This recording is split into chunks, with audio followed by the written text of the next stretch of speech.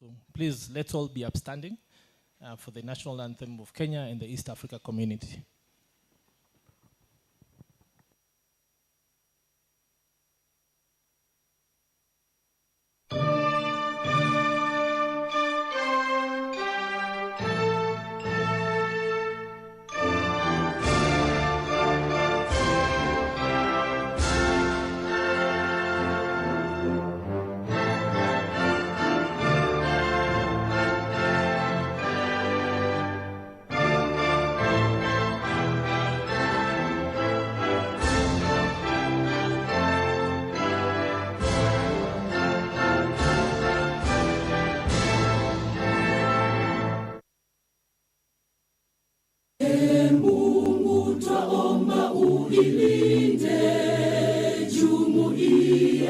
Afrika Mashariki, tuwezeshe kuishi kwa amani, tutimize na malengo yetu. Jumuiya yetu sote tuilinde, tuajibike, tuimarike. Umoja wetu ni nguzo yetu, idumu jumuiya yetu.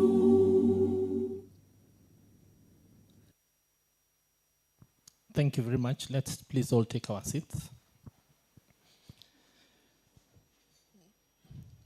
The PS in the Ministry of the Principal Secretary, State Department for Livestock Development, in the Ministry of Agriculture and Livestock Development and Fisheries, Jonathan Moike, I know he's expected. The CEO and host of this gathering here today at Farmers Choice Limited, Ms. Felicitas Gitao Mutugu. Our other invited guests, dignitaries, stakeholders, and various players in the value chain, members of the media. Good morning. Good morning again. Yes, we've had breakfast, so I think we will need to input a bit of energy. It's a really big deal that brings us here today, because for many people, when they talk about the pork value chain, when they think about pork products, they often go to one product. They often go to a default setting. Wanafikiria sausage. Others will think of bacon. Others will think about smokies and that sort of thing. So today we are here to introspect into the value chain. We look at the products. We look at the route to market. We look at the various initiatives that can put money into the pockets of not just our farmers, but for the various people playing a role in that food systems. And the fact that, of course, this can play a major role in food security. I'll give you just one or two facts and then we'll move on. The fact that the opportunities around pork are enormous.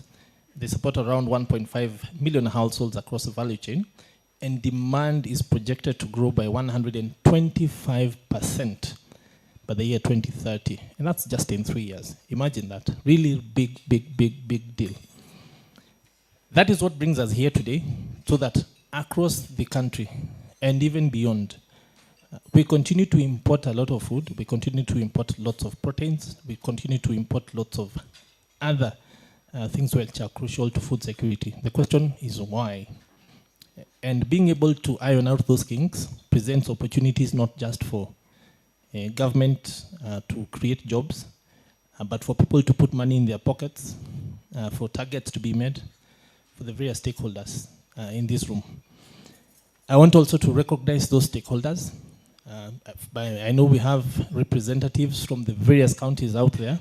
If you're from the regions, from one of the 47 counties, please put up your hands and wave to us, please, so that we can recognize you.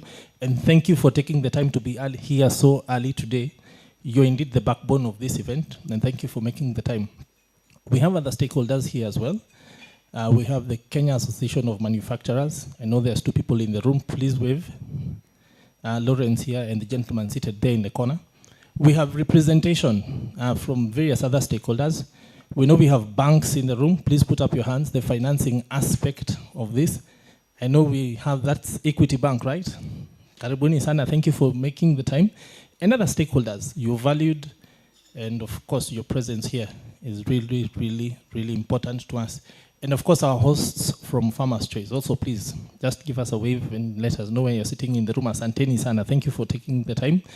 And then of course our facilitators from the Ministry of Agriculture, please just also give us a brief wave. This is indeed the backbone of this, the blood, sweat and tears that has gone to put this together. Ministry of Health, thank you very much for taking the time to be here today.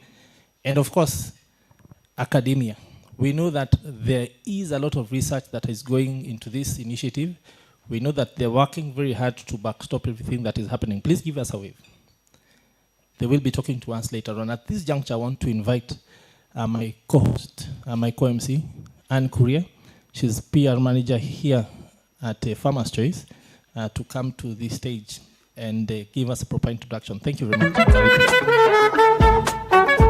Thank you, Peter. Good morning, everyone. All protocols observed. It's such a great pleasure to see all of you here today. This is a very important day. I don't think we have ever had an event like this one. We are bringing the stakeholders together to put the pig industry in order. I don't know if Peter Wakaba, you've told them about the opportunity we are looking at. I don't know if probably you've mentioned just a quick background about how the industry looks like. We are looking at an industry that is supporting over 1.5 million households across the value chain, with a demand projected to grow by 125% by 2030, and a current supply gap of 15,000 metric tons annually, with a consumption at only 0.4 kg per capita. So why are we here? We are here to see the opportunity, to address the challenges, and to decide on the way forward. Allow me to hand back the microphone to Peter Wakaba as we wait to usher in our CEO, and then we can start with a word of prayer. Thank you. Thank you very much, Anne. Quite a brief and really good introduction there. One of the lesser known facts about Farmers Choice is that they have been around for 47 years. In just a few months, we're actually counting that down. We're going to start the 50-year celebration. I know there's lots of big plans around that and something to look forward to for many people across our value chain. The company operates, sells products in 17 countries, right? Right across Africa. But for those who know, even beyond, because you've been to places far, far beyond Africa and found Farmers Choice products, right? And they definitely do remind you of home. I want to call Mr. Peter Moshai from Farmers Choice Limited to start us off with the word of prayer. Please, sir. Let's welcome him with a round of applause, tafadhali.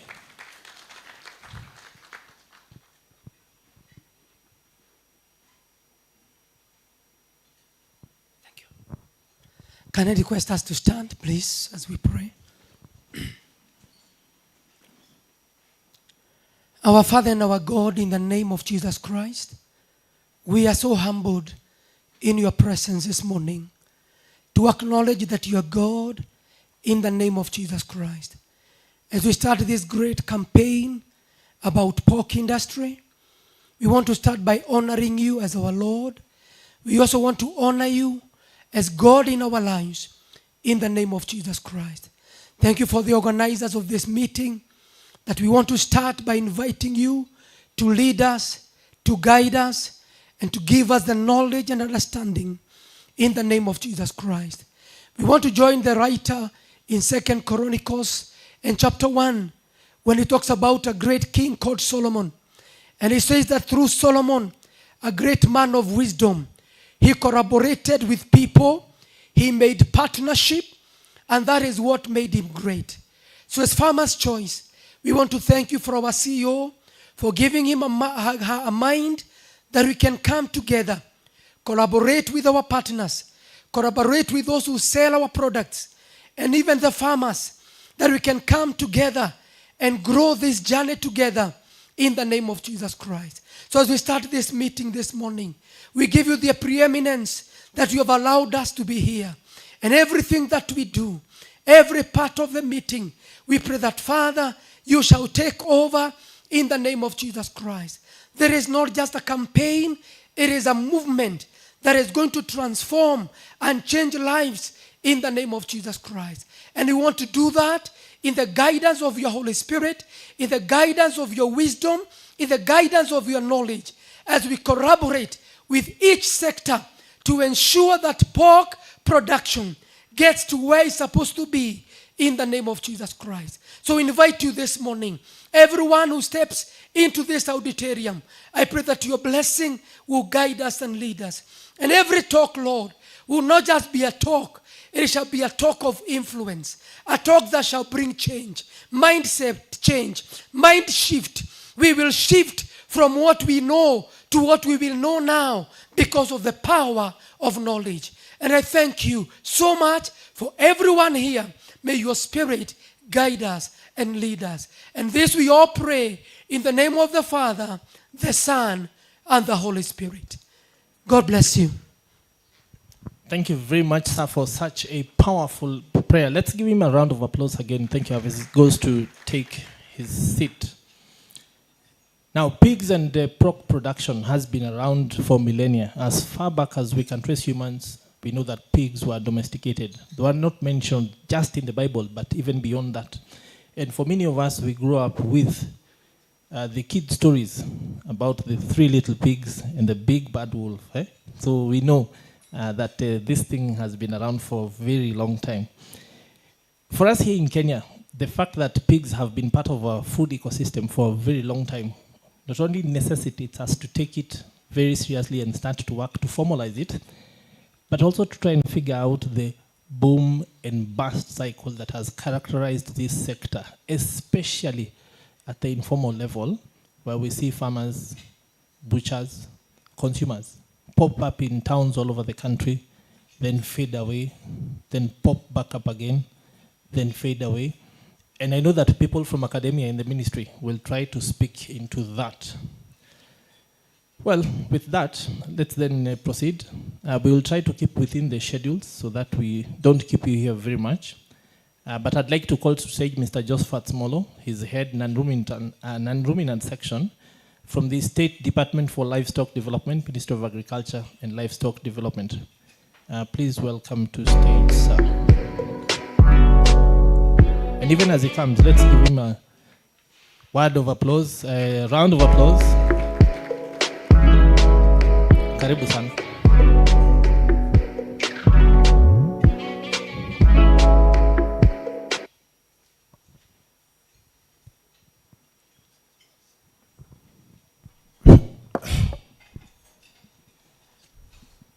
As you have been told, I'm Smolo Josephat from the State Department for Livestock, the Department for Livestock Production in charge of non-ruminants.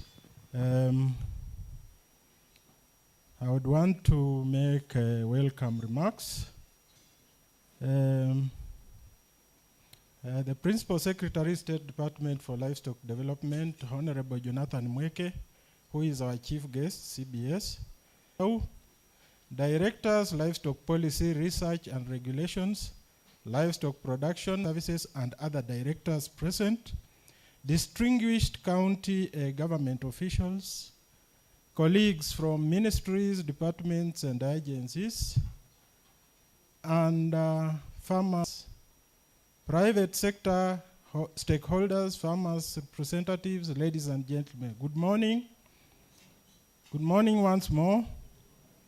It is my honor and privilege to warmly welcome all our distinguished guests to this important National Pig Value Chain Stakeholder Sensitization Forum.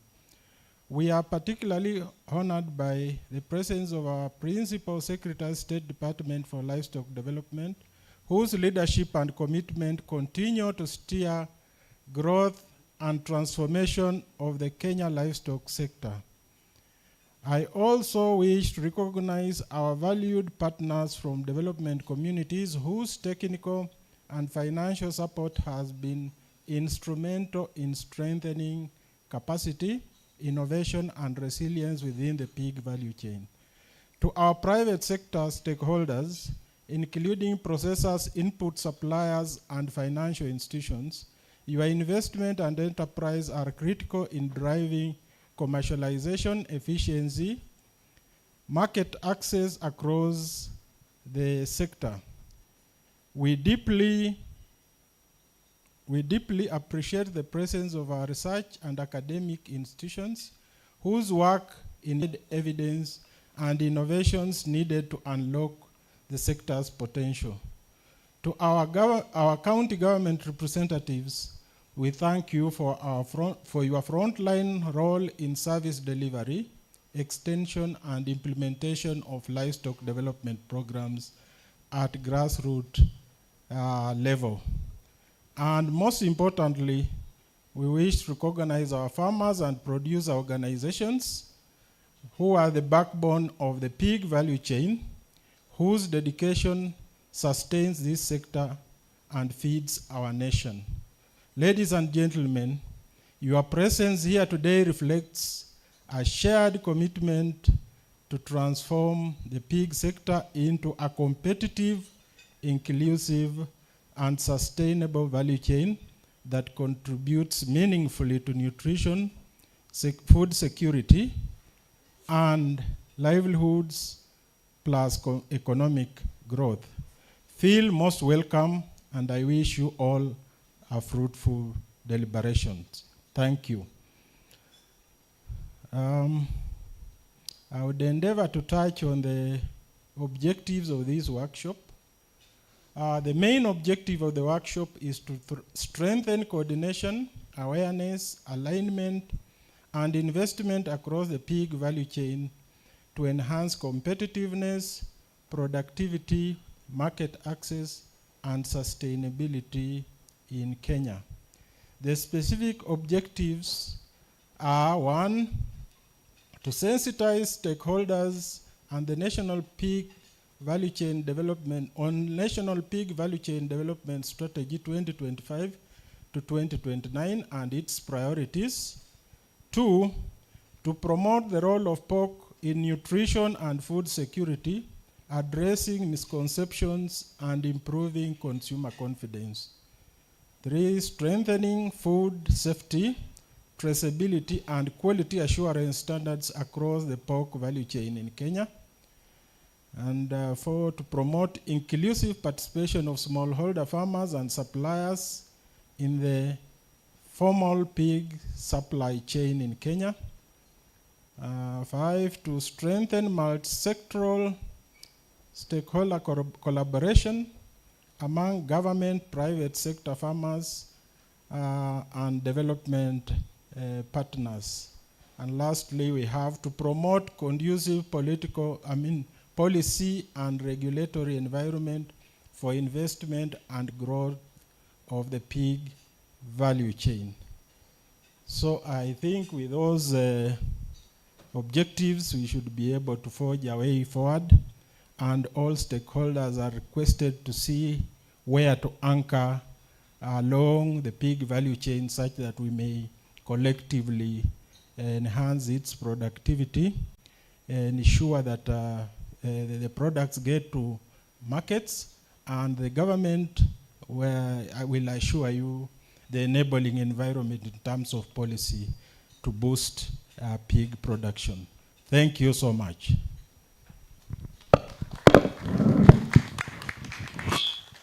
Thank you very much, sir, as you take your seat. Please give him a better round of applause with much more energy for those insights. You'd like to move it further? You're fine. Yeah, so of course the media need to get a good background for their work to ensure that it is crystal clear as it goes out, because we are live on the various platforms where Farmers Choice meets its audiences. That is online and on their website, and I think on YouTube. Now, just to regale you with a few more details around the value chain, because we know that a lot of people might actually see the product, but they don't actually know how the value chain works. Of course, not just here, but beyond, out there in the masses who are listening to us today. I will invite my co-host, Anne, back to stage.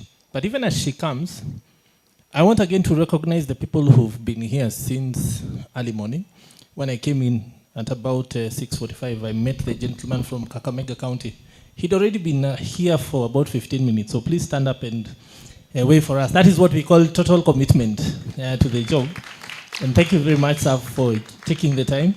You and many others are what is key to driving this initiative, because we know that taking pork production to the non-traditional places where pork hasn't been a mainstay is what is going to make the difference. Anne. Thank you, Peter. I think mine is basically to give an overview of the industry. I had started with the opportunity. Allow me to highlight the challenge. So what are we looking at? We are looking at a rising demand in urban and peri-urban areas, which is currently outpacing the supply. We are also looking at gaps across the value chain that limit growth. That is production inefficiencies, weak processing and cold chain systems, limited market access, low consumer awareness and trust, and inconsistency in policy enforcement. You can see why we had to bring all the stakeholders in this room. The challenge is coming from different elements. So we need all of you here today, and we thank God that you are here, and we believe this is the beginning of something huge. Back to you, Wakaba. Now, one of the challenges that we've learned over time, and I'll go on a personal tangent here. When I was 3 years old, my father, he worked for the Customs and Excise Department and decided to become a pig farmer. That was in 1981. You can guess how old I am. It was in the middle of Laikipia County, not much in terms of support, but he still put up his structures, found his way to Farmer's Choice, got an extension person, and kicked it off. So for the next 11 years, I grew up in the midst of a pork value chain. And then I think many people might not even remember, but some unwinding of the economy, courtesy of the World Bank, happened. And it created this huge upheaval in the market.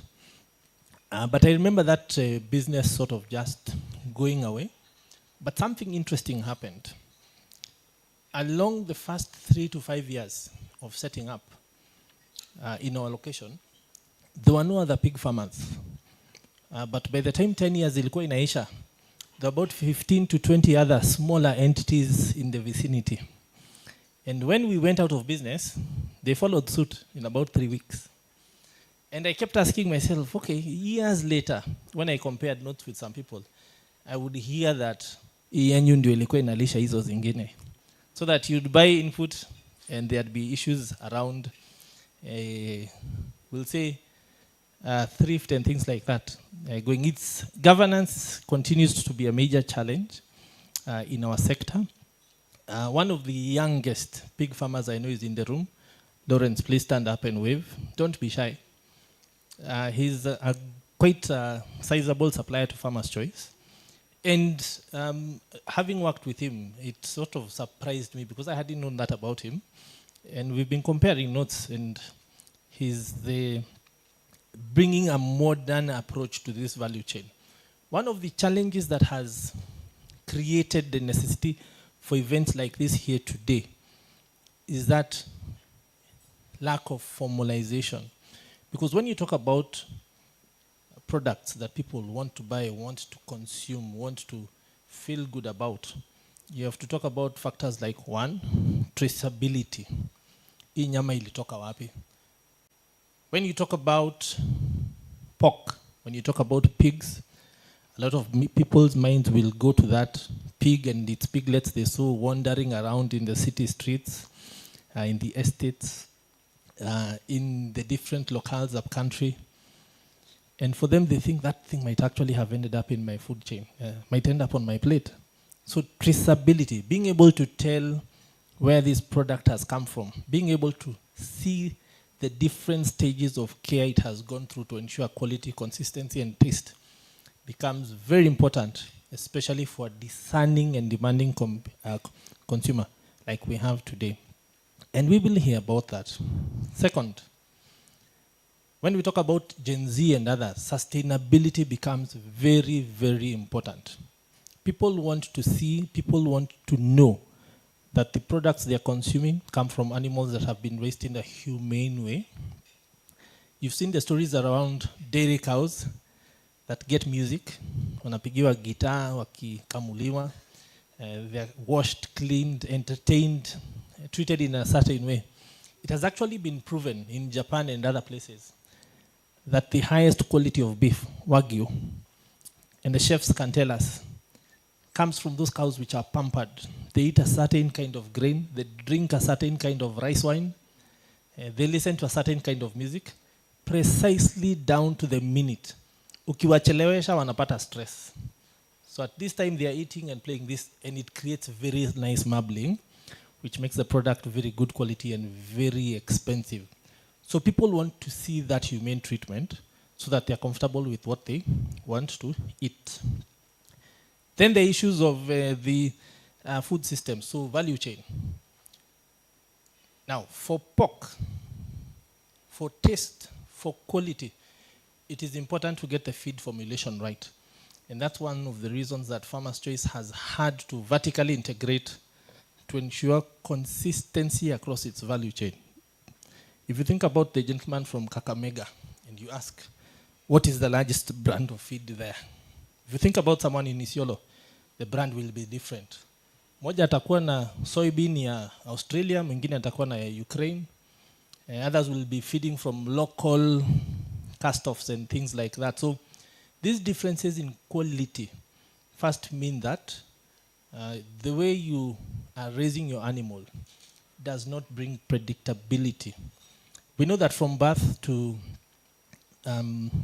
offtake and kupeleka slaughterhouse, depending on breed, depending on usage, depending on the product you want, there's a set number of days, there's a set number of months, there's a set time for that, even for quality purposes, and of course quality control, and economically. Now we know farmers who've been team building with their animals for 3-4 years, na bado haijaenda soko. You find the pig has hit 210 kilos, bado inakula stock, yeah? And you ask, so what's the game plan here? So sometimes it's lack of knowledge, sometimes it's lack of market, sometimes it's just lack of understanding, and sometimes people are attached to their animals and they don't want to get rid of them, right? So you find being able to then educate farmers about what the market wants and how to deal with the various aspects of that value chain is critical. For example, there are people who like their pork cuts fatty. Wengine wanataka bacon ya mafuta. Wengine hawataki mafuta. At some point there was this fad from the West about low fat. So you find that the feed formulation becomes very important because if your animals arrive to market with a high ratio of fat, then they are deemed low quality. So controlling the value chain to ensure that has become critical for formal markets, to ensure that the animals arrive in the way that they are needed at the right time, and to ensure consistency in production amounts, because the market will not wait for you to find the things that they need while you're busy scouting. Finally, and most important, customer taste. As the world changes, the market shifts. While traditionally, it was enough for a chef here to go, anaenda duka or comes to the factory shop, buys a packet of a product, anaenda nakata, throws it in the pan, 10 minutes later it's sitting on a plate. We've seen innovation in the market. We are seeing various products that are coming wrapped in chapati and tomatoes. We are seeing people appealing for stronger tastes, saying they want boerewors, they want German sausage, they want sausage made from chicken, they want sausage made from different things. We've seen people start to even go the craft way, which has become very, very common in beer. We're starting to see that in our market, right? So then mainstay players have had to then innovate to be able to get to all these consumers and service all these niches. Now, part of the reason we're here today is to introspect on that fact and to see what role each of us can then play to mainstream that, so that even as the people with the knowledge talk to us about these trends, these needs, and these movements within the market, and they will do that, how are we reacting as stakeholders? How are we reacting as market players? how we are reacting as policymakers to enable our farmers, producers, and the youth who are playing various different roles along the value chain put some money in their pocket from that change. Thank you. Anne.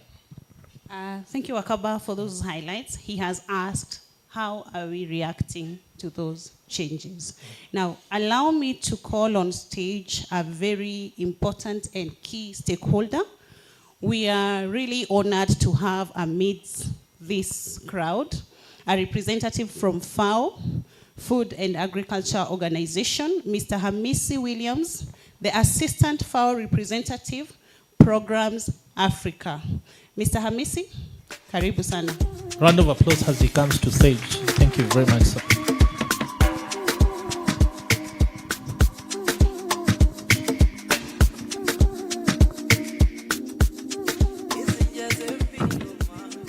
Thank you so much. A pork morning to everyone. You know, a few things have happened here. I was observing over there. What were people putting on their plates this morning? And I saw so many people, croissant, everything. And there was bacon over there.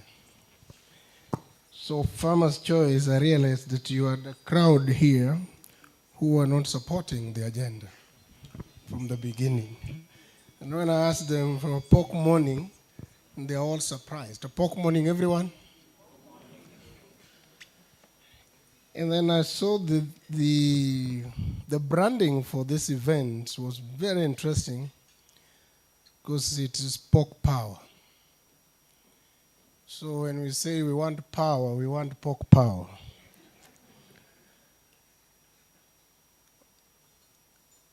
That's a very nice thing to have, huh? Yeah. You know, somebody says that I don't love pork so much. But if Bacon had a fan club, I surely will be the president. So ladies and gentlemen, allow me to share with you a few things. First, why I thought that this is a very critical gathering to be in and to share a few insights from the FAO. PS in absentia, I'm sure is just about to arrive, and also the DVS, all protocols observed that were set. Allow me to share with you that the convening of this forum comes at a critical moment for Kenya's agri-food systems.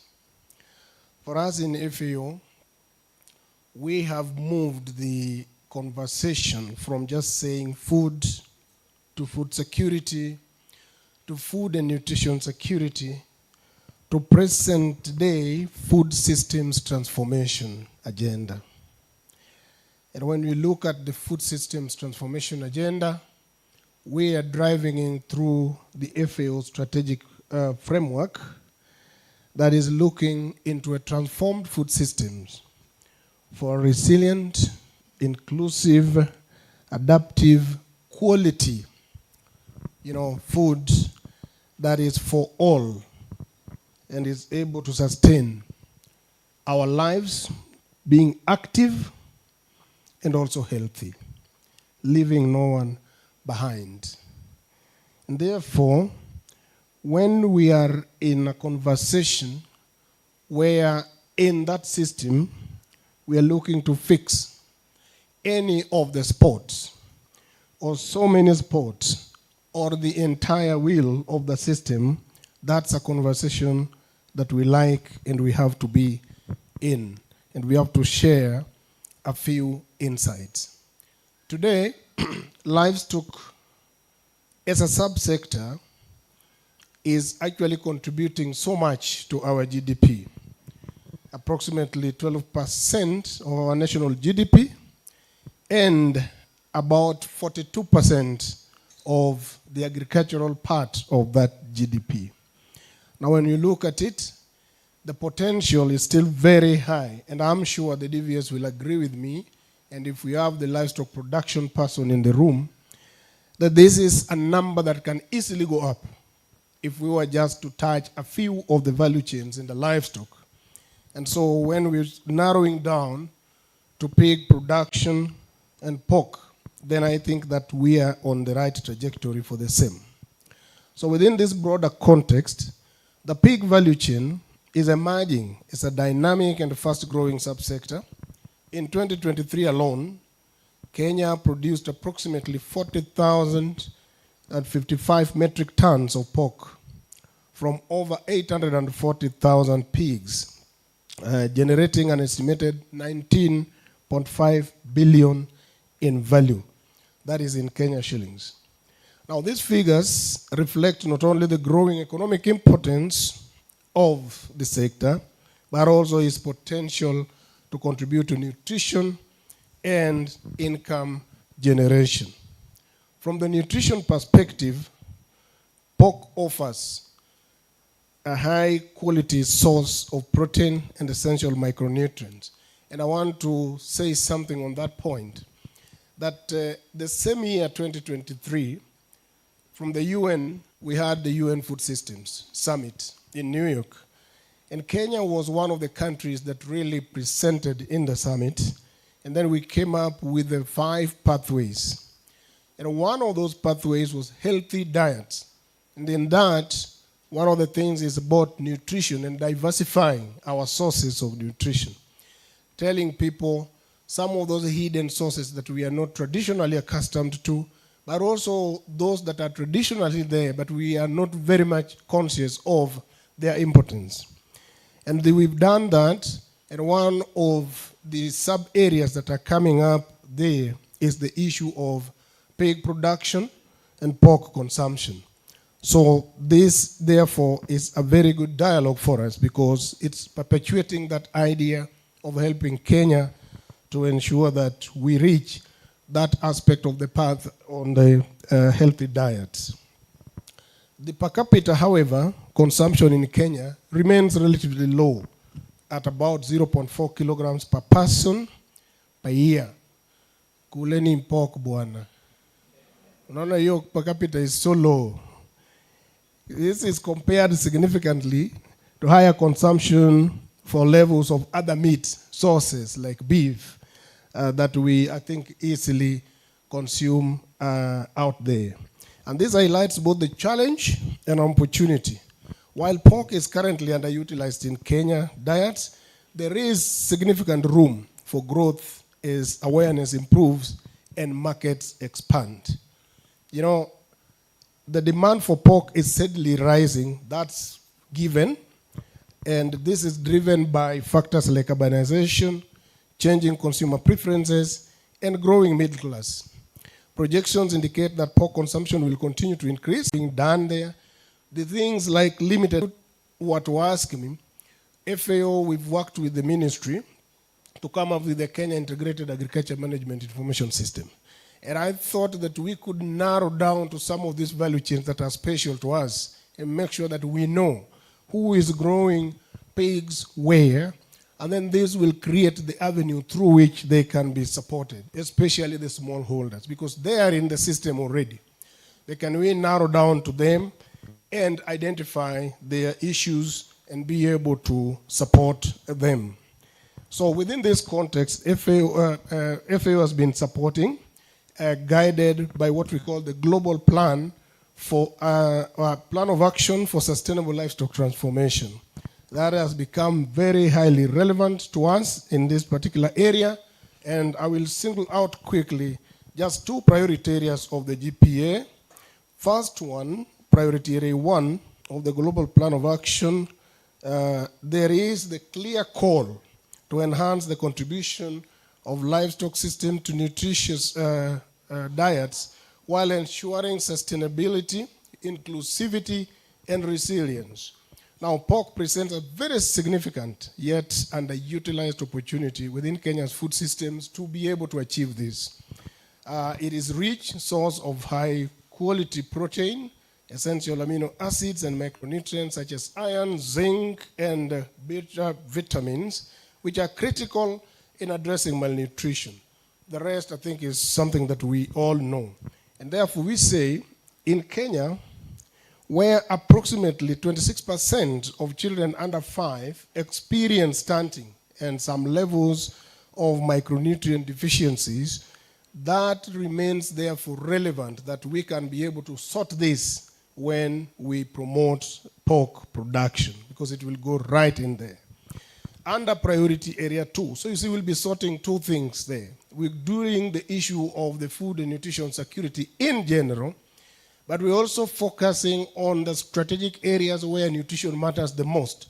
Because if we are able to address the 26%, and my always friend, Madam Veronica Krogo is here. You are not former, you are always my friend. Will tell me on nutrition, if there's someone who has taught me anything I know in nutrition, she's here. 26%, this is a very high percentage.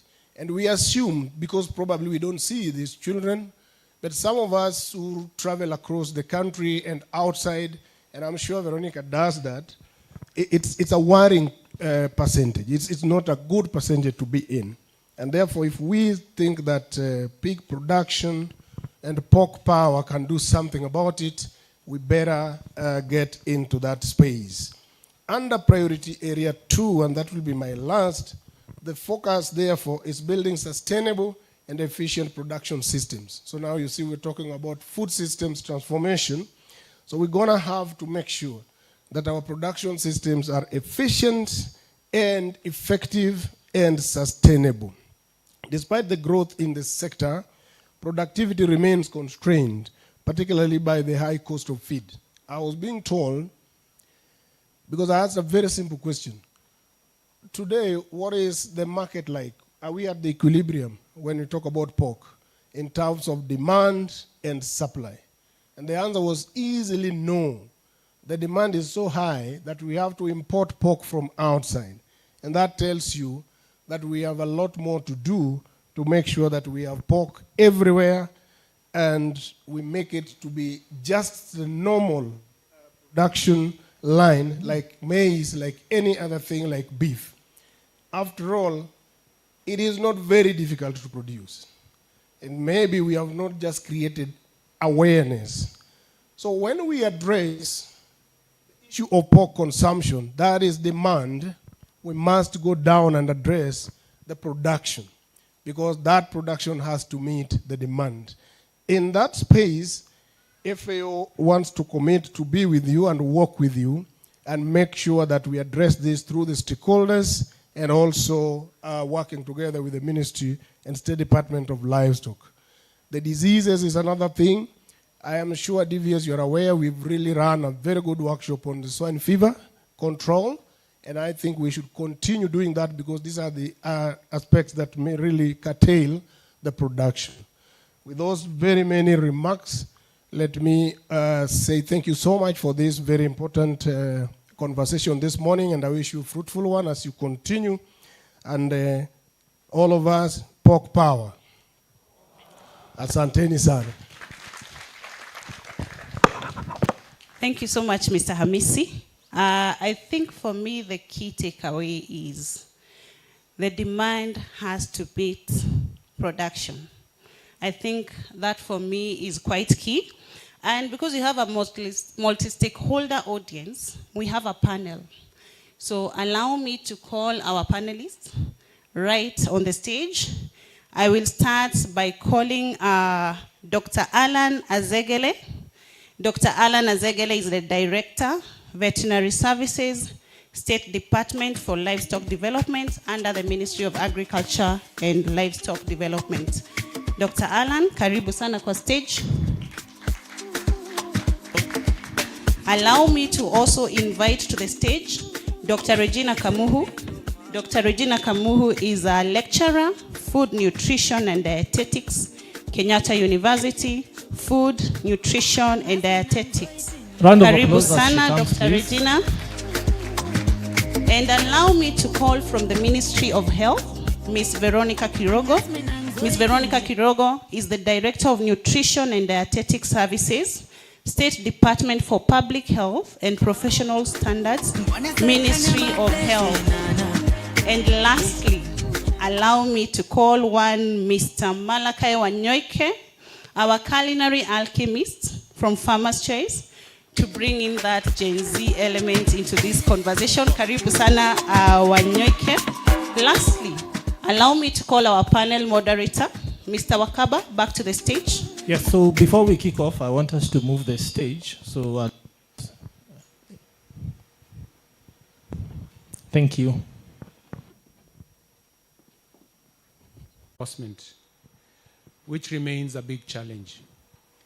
Well, we have a very sound regulatory framework for meat inspection and food safety.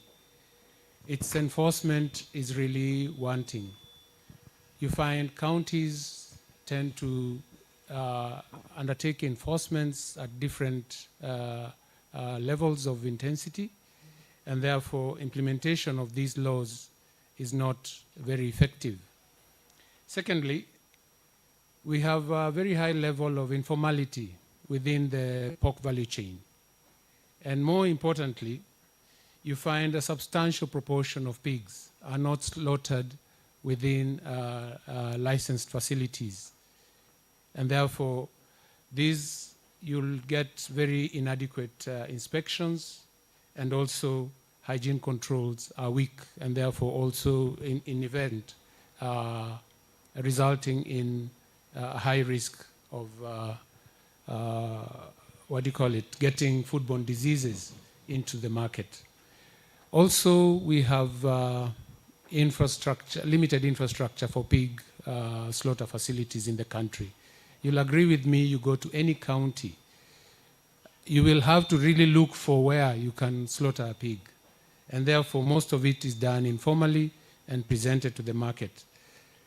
Further, our veterinary capacity across the counties is very limited and under-resourced.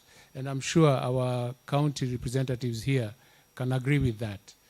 And therefore, this also has an impact on the enforcement that we can undertake as a veterinary service.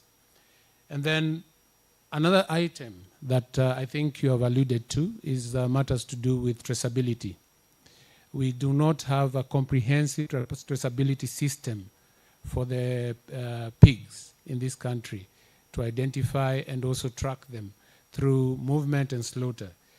So this has an impact on how we regulate the pork value chain and the pigs within the country also. However, I would want to commend Farmer's Choice with their end-to-end system, where they can easily track from their farms and also their third-party suppliers to the slaughterhouse through the movement permits, and then the batch coding system that we've seen in their products. Now, the knowledge, attitude, and practices of stakeholders, part of whom are here, farmers, traders, transporters, they are a key factor in implementation of laws. And therefore, these have to actually play their part in ensuring that we have some form of compliance. Thank you. That's what I could comment on this question. Dr. I have a quick follow-up. Essentially, because of what you've said, my own county, will not name names, is actually walking backwards because there was a pig slaughter facility, but then the halal issue came up because we now have an influx of other communities. So rather, because they don't have funding to build a different facility, they said, unachinjia nyumbani, ita vet atakuja.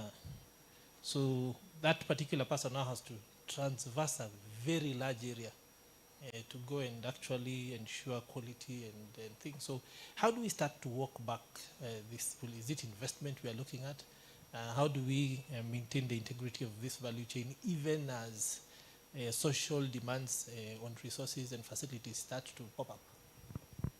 Actually, critically, is to have a deliberate effort to invest in proper slaughter facilities for pigs, because this is a value chain that is, as has been expressed, of very great importance and can actually move you out of poverty very fast. If you have one sow, suddenly once it delivers a litter of about 10 or 14 piglets, you have 15 pigs in your compound. And within 6 months, 7 months, the 14 are ready for for sale, and within which time the sow has already delivered another litter. So it's a very quick win for any investor within the pork value chain, and I would encourage investors in this field, but that they can invest and make good use, actually take advantage of the opportunities available within the pork value chain, so that we consolidate the rather centralized inspections and also guarantee safety of pork within the country.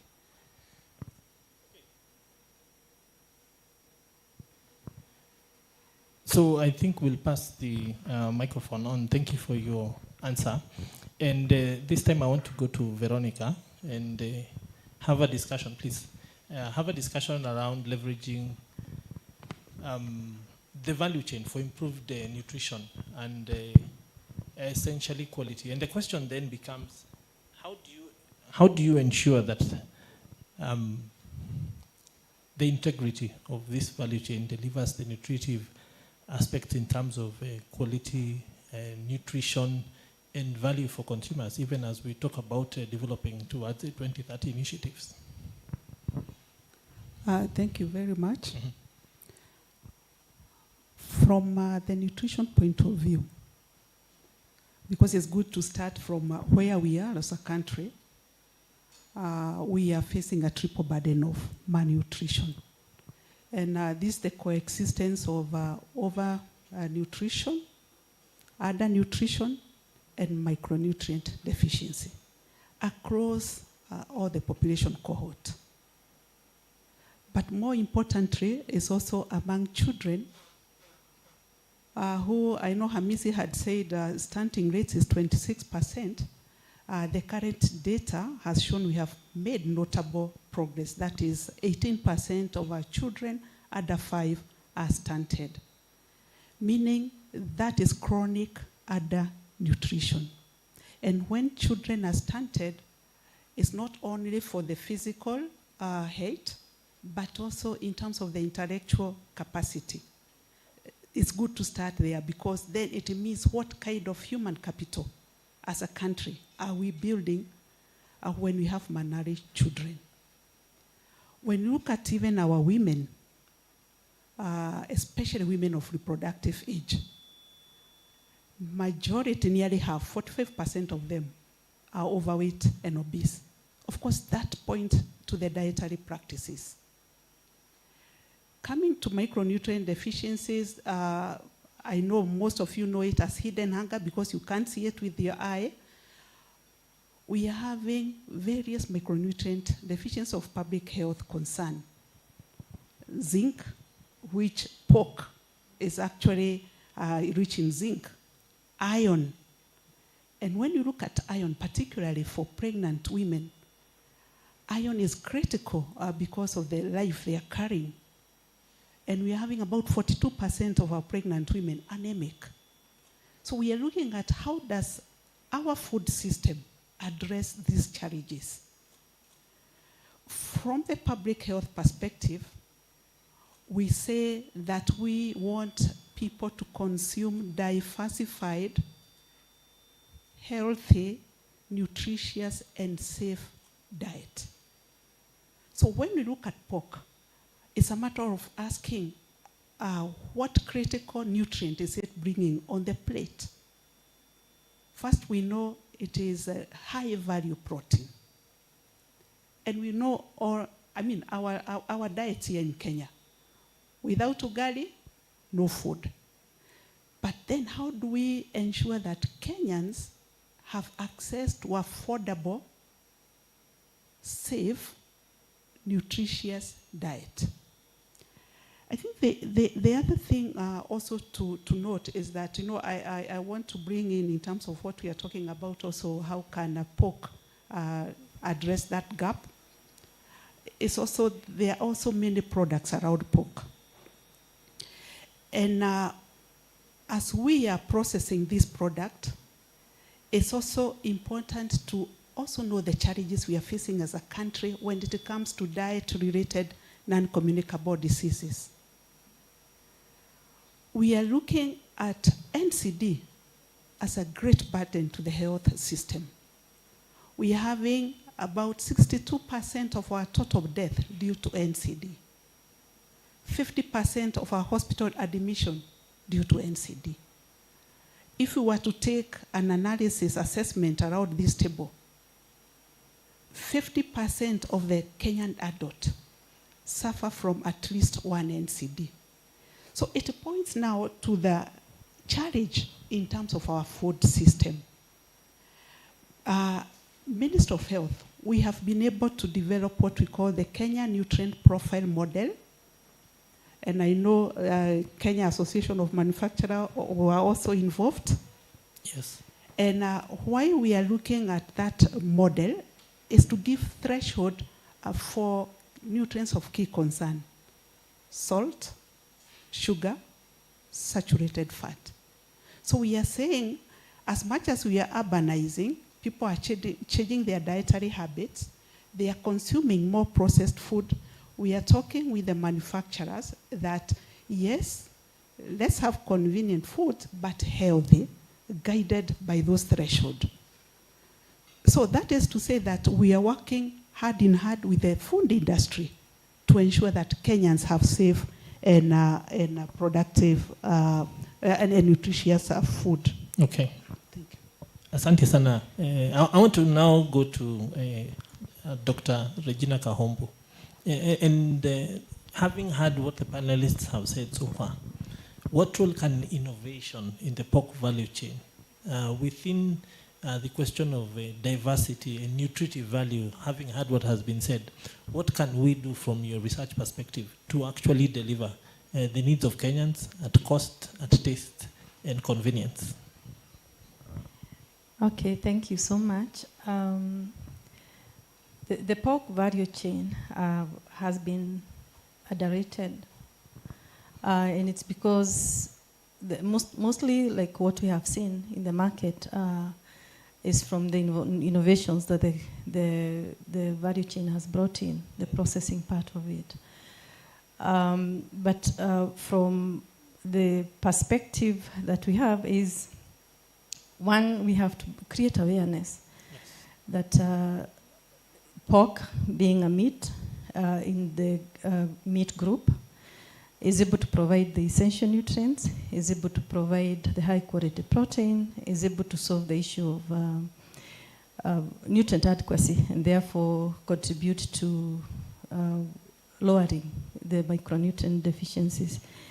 Now, for purposes of making it, or innovations of bringing in taste and, but still lowering the processing, because you have to think about what processing brings about. We can embrace the pork as a meat because one thing is that it is a versatile meat, yes, and we can incorporate several cooking methods. But at the same time, and this is what our problems are, we have mainly when you're talking about meat, is when people don't know how to prepare it and prepare it in a healthy way. We have to lean towards the lean part of the pork, especially for good health outcomes, and at the same time be able to embrace cooking methods that use low fat, so that we have good health outcomes. As you have heard from Madam Veronica, one of the key areas that we're having is overnutrition, and people are more concerned about health, about how fat it is. But we can still make pork tasty. We can still use tasty, improve flavor, but at the same time make it versatile for consumption of the individuals. Thank you. Thank you. I want to go to Malachi now, but I will, of course, be coming back for closing round of remarks. Please use this on the microphone. I think it will be much more reliable. And the question then is, from a chef's perspective, how do you ensure proper preparation techniques, sourcing of pork from reliable, traceable suppliers, so that you can influence the nutrition, safety, quality, and overall pork product and dishes in a positive way? Thank you so much for the opportunity. I'll start by just mentioning the importance of sourcing of your products, your ingredients in general. Yeah?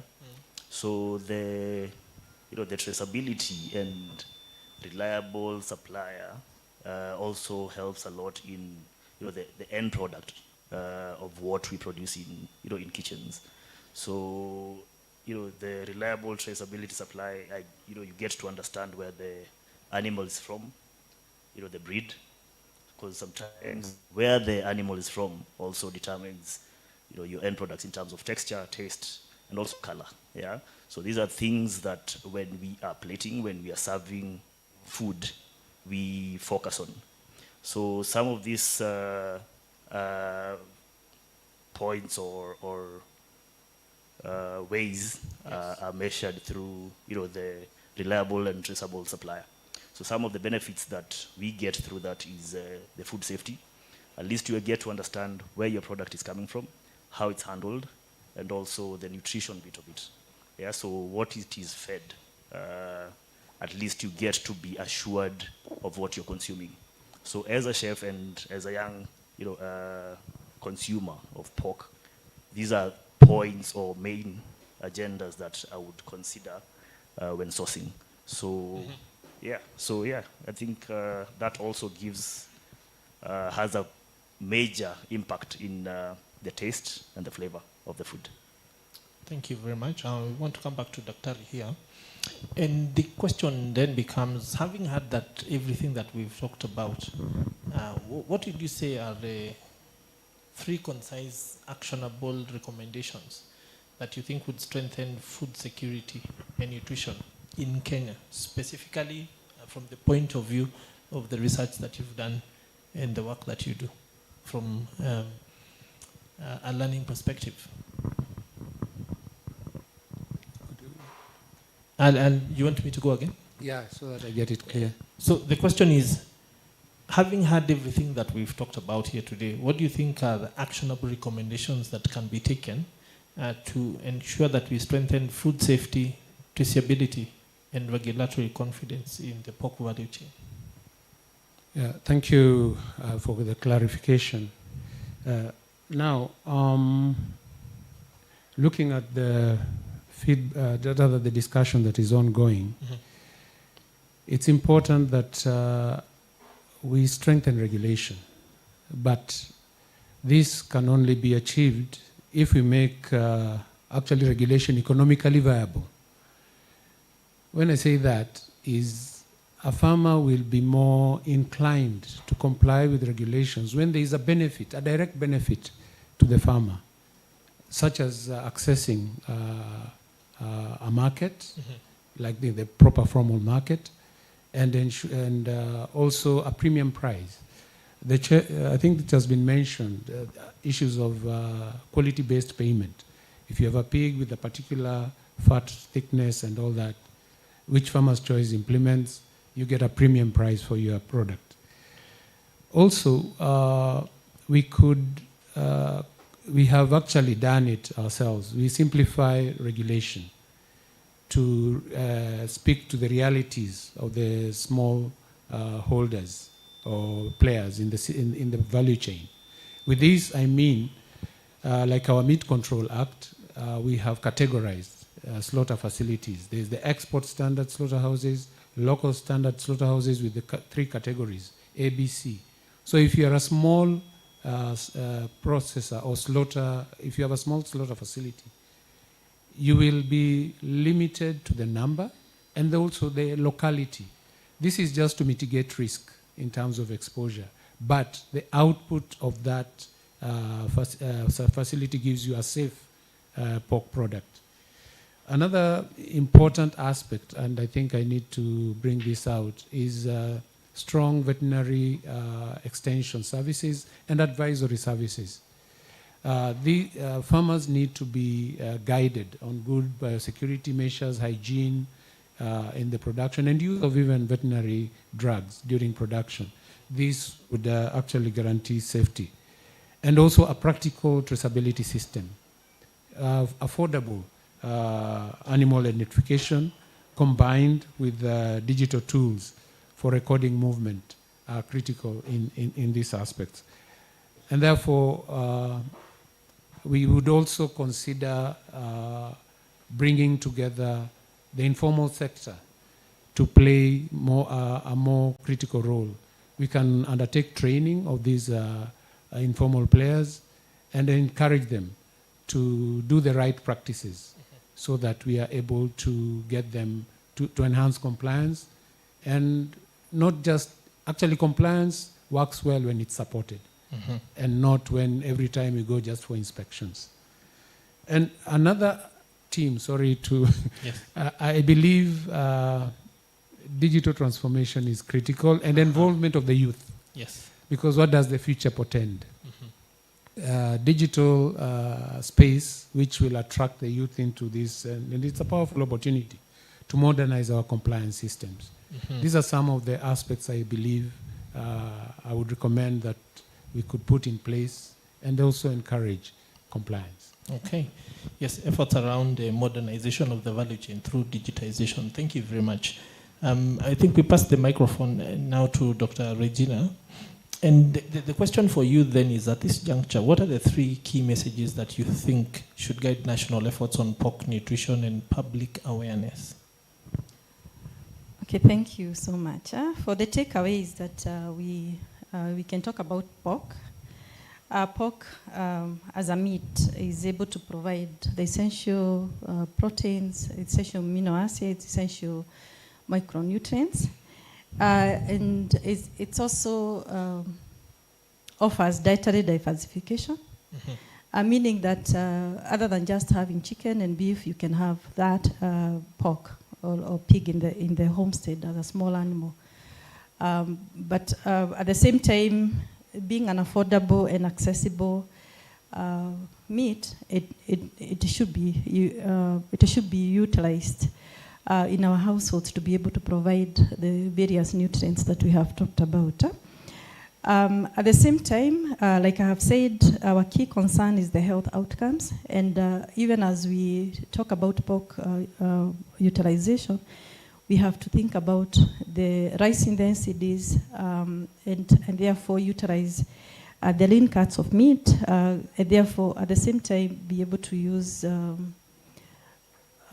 cooking methods that are healthy, and at the same time be able to provide a flavorful, palatable piece of meat, and this is pork. Thank you. Asante sana. So we pass the mic to Veronica. And the question for you, Veronica, then is, having had the discussion here today, what do you think are 3 concise actionable recommendations to strengthen food safety, traceability, and of course, drive awareness and regulatory confidence to enable us, from a nutrition perspective and a health perspective, be able to take this discussion forward? Thank you very much. I think one of the key takeaway, I know from also having worked in the Ministry of Agriculture, yes, normally the driver is about production. But I think it's important to ensure that whatever we are producing also drives a positive nutrition outcome. Because we cannot have a productive population if we are having unhealthy food. So we need to ensure that the value chain delivers safe, nutritious, and healthy diets. And because also as a country, we actually, Hamisi said it, one of our pillars in terms of food system transformation is dietary diversification, but also ensuring that it is safe, food is safe, and nutritious. In terms of food safety, we are all aware about the food safety challenges we are having. So we need to strengthen, I'm happy DVS has said about the regulatory framework is there. So I think it's a matter of compliance. So how does the government and the stakeholder work together to strengthen compliance and to be able to guarantee Kenyan consumer about the safety and the product quality? Finally, we all, you know, when MC, you are presenting about the nutritive value of the pork. You know, I asked how many Kenyans maybe know that apart from the high quality protein, it also has the other micronutrient. And so collagen. the issue of public awareness. So even I also want to challenge also the Farmers' Choice as we collaborate with the government, as we promote pork consumption, let's have those messaging around why should you eat pork, the nutritive value. And I think with that, the consumer will be well informed to make informed decisions. Thank you very much. One of the lesser known facts, Chef, about pork is the high levels of collagen in the bones, in the joints, in the skin. And a lot of women invest in buying collagen, all those things to look nice. So maybe they should be eating more pork. But the question for you then is, for many Kenyans, the experience with pork, and you went a pork center, we are starting to hear the influx of sweet and sour pork and that sort of thing from world's largest producer, China, so starting to influence us. But from our own local perspective, what are the 3 things you would say that people need to get right around safe sourcing, safe handling, safe preparation of pork so that it arrives tasty and nutritious to eat?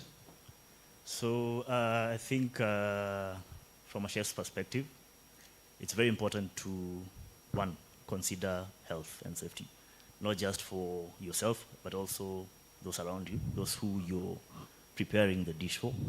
So when you're sourcing, that's it's important for you to identify the right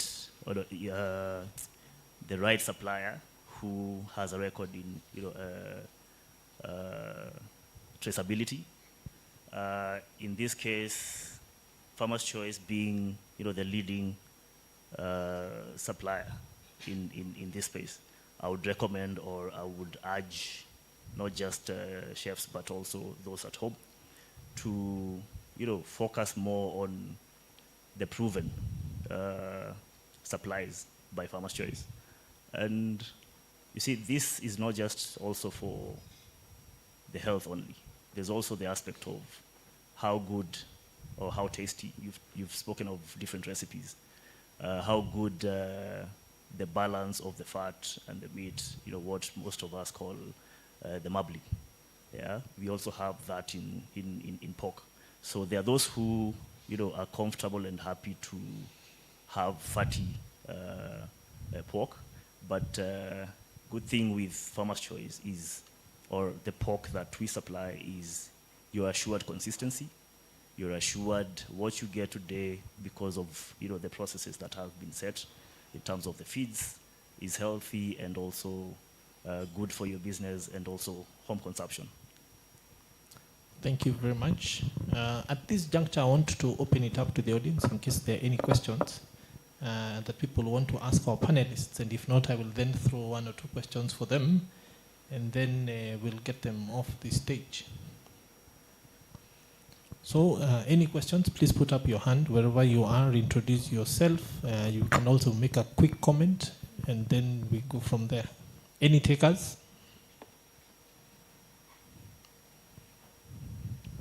Yes, please. So thank you very much. My name is Dr. Nazaria Nyaga from the County Government of Kajiado. Thank you, panelists, for the insightful discussion. My question is, we are always told processed foods like sausages, the smokies, are not healthy. What is your take on that? Because we've stopped buying those things because we are told they are unhealthy. But we are also being told they are pork products and that they have micronutrients. So how do you go about that? Interesting questions for the Thank you, Wakaba. Let me just take all the questions. I think I'll give that to the DVS, and then I'm ready to take another one, and then we can go to the answers. Any other question? I think at the back first, and then we come back to you, madam.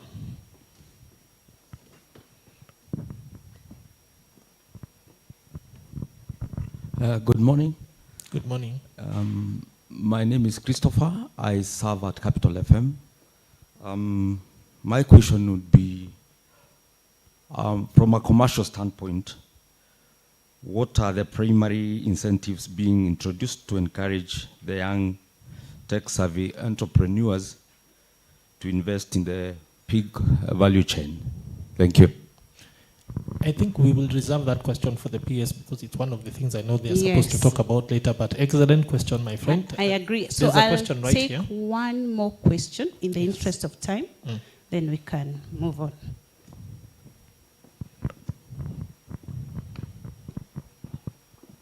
Thank you, panelists. And this is a build-up from the previous asker.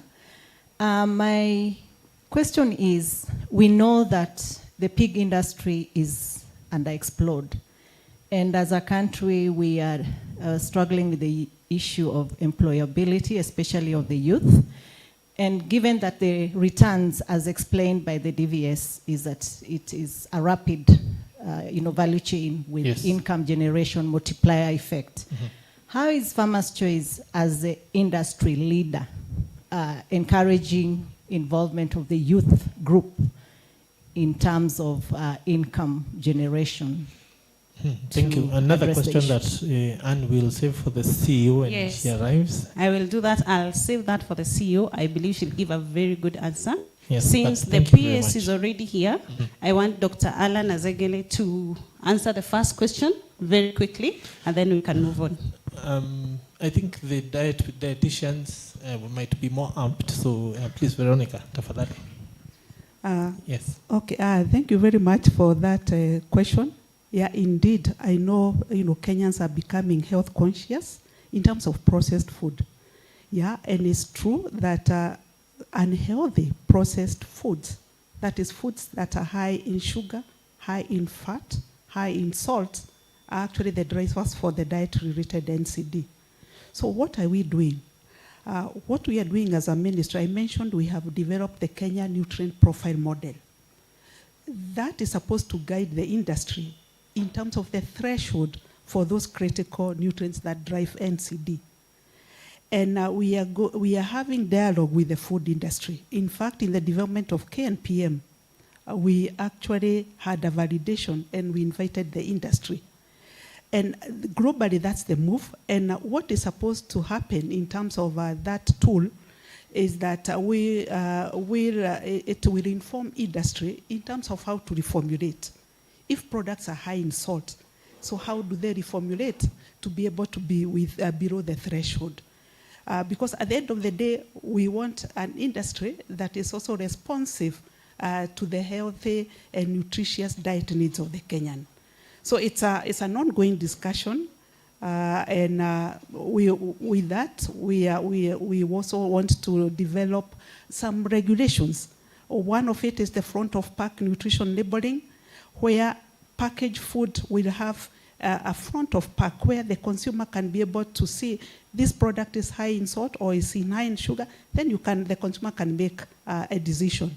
We also want to develop regulation restricting marketing of unhealthy foods, particularly to the children. We're also going to develop a policy on public food procurement, targeting public institutions like health facilities, hospitals, correctional facilities, schools. Actually, we have worked with the Ministry of Education to develop what we are calling school menu guide for healthy diets. So something is happening, and with it, one of the challenges were given by the food industry. Yes, as government, you have the Kenya Nutrient Profile Model. How are you going to ensure that consumers are aware so that as they reformulate, consumers are also aware of why, and we are moving to that shift. Thank you. Thank you very much. I want Dr. Regina to also introspect on that, but first I want to recognize the presence of our esteemed guests, the PS, Mweke CBS, karibu sana, and of course the CEO of Farmers Choice. Will take the last comment and then continue with the rest of the program. Thank you very much for taking the time to be here today, Excellencies. Dr. Regina, nutritive material in foods and research has always been an ongoing conversation. The things you were told in the 70s, some of them have been debunked today. Some of the things that consumers are told today change tomorrow. How does a consumer then make an informed decision on what to believe, and also the issue of moderation in consumption of everything as a guideline then to health? Okay. Okay, thank you. From the perspective of especially the processed foods, you've just asked about the other pork products that are processed and how they should be utilized. We have the guidelines, and the guidelines are that just like any other red meat, it be taken in at least 1 or 2 servings per day, and not more than 500 grams per week, and minimal processed foods, meaning that we ensure that the processed foods are taken in minimal amounts. We are not saying avoid, but in minimal amounts. Our industries are coming up with innovative ways of reducing the use of nitrates, because the nitrates have been the ones that have been condemned to be carcinogens. And for this,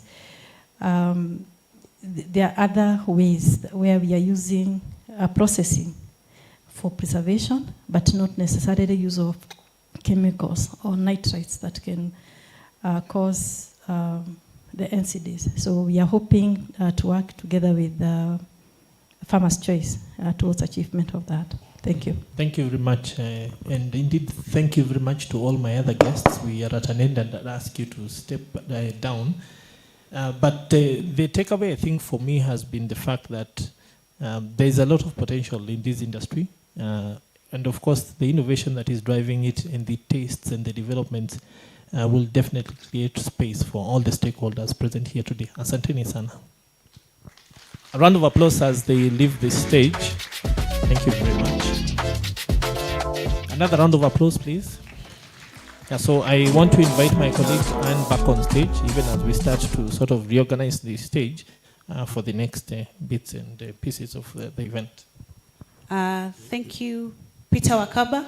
What an enlightening panel.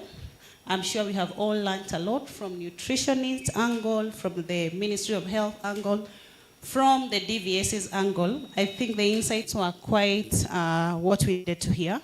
So we are headed on to a very important phase of the program. Allow me to recognize the presence of Honorable Jonathan Mweke, CBS, Principal Secretary, State Department of Livestock Development, under the Ministry of Agriculture and Livestock. Allow me to also recognize the presence of our CEO, Ms. Felicitas Gitau Mutugu. Welcome. We were waiting for you. We are happy to have you here. Peter, please, could we move on to the next stage of the program? Thank you very much. Asanteni sana. Indeed, our esteemed guests for being here today and taking the valuable time. Bona PS, even as you come into the room is full of stakeholders from all across the country. 44 counties represented here today, all eager to participate and see what we have organized for them. The interesting thing about the pork industry is that when you think about the largest producers in the world, China, 55 million kilos produced, consumed, exported, processed in 2023. Who knows what the numbers are today? We've seen the innovation around, they're calling them pig skyscrapers. So these large buildings, 10 stories, 13 stories, 15, of just places where you rear pigs because the demand is really, really high. Why? Because the pig value chain for them has become an easy way to provide quality protein on demand, at scalability, at global quality standards. We saw the challenges that they had in the beginning with things like Africa swine fever, but they were handled. And today we can probably say that that country is the world's largest consistent producer of quality pork. So how does Kenya even begin to aspire to those standards? We'll be waiting to hear what the government, regulators, and players have in store. So thank you very much for taking the time. At this juncture, I want to invite the CEO, Mrs. Felicitas Gitau, to come to stage to make her keynote, and then we'll go from there. Karibu sana, madam. A big round of applause as she comes to stage. For those who may not have interacted with her previously, Ms. Felicitas Gitao-Motugu is the CEO of Farmers Choice Limited. As you know, the company has been around for 47 years and is at a place where it's now being, well, steered into the 21st century to be able to respond to the demands of a growing market. Thank you. Good morning. Good morning, everyone. This is exciting. You know, I expected a room that is not as full.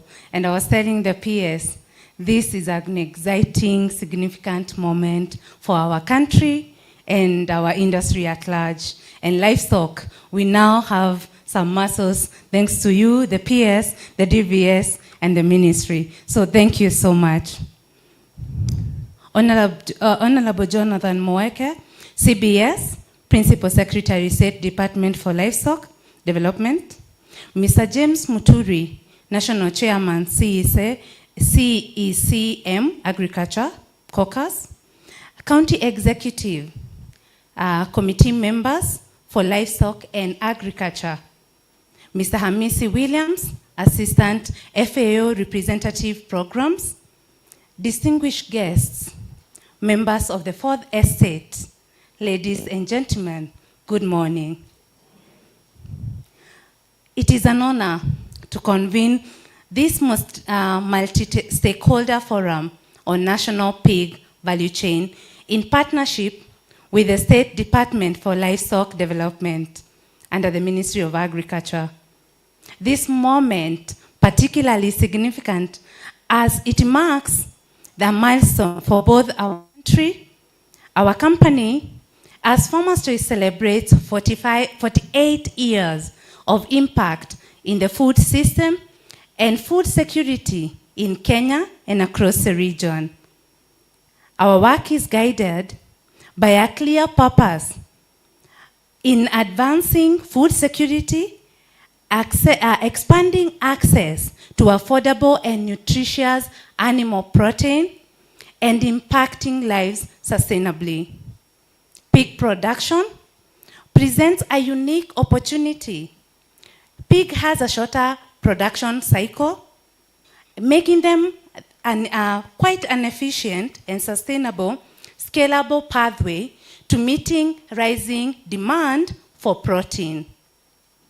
Our ambition is aligned with a sustainable development goal, number 2, which of it is to achieve food security, improve nutrition, promote sustainable agriculture, while working towards our commitment as Farmers Choice of net zero carbon emissions by 2030. Hence our conscious decision to focus on also growing, as much as we do the rest of livestock, as you know, beef, chicken, and the rest, pig is one of the areas that we intend to scale.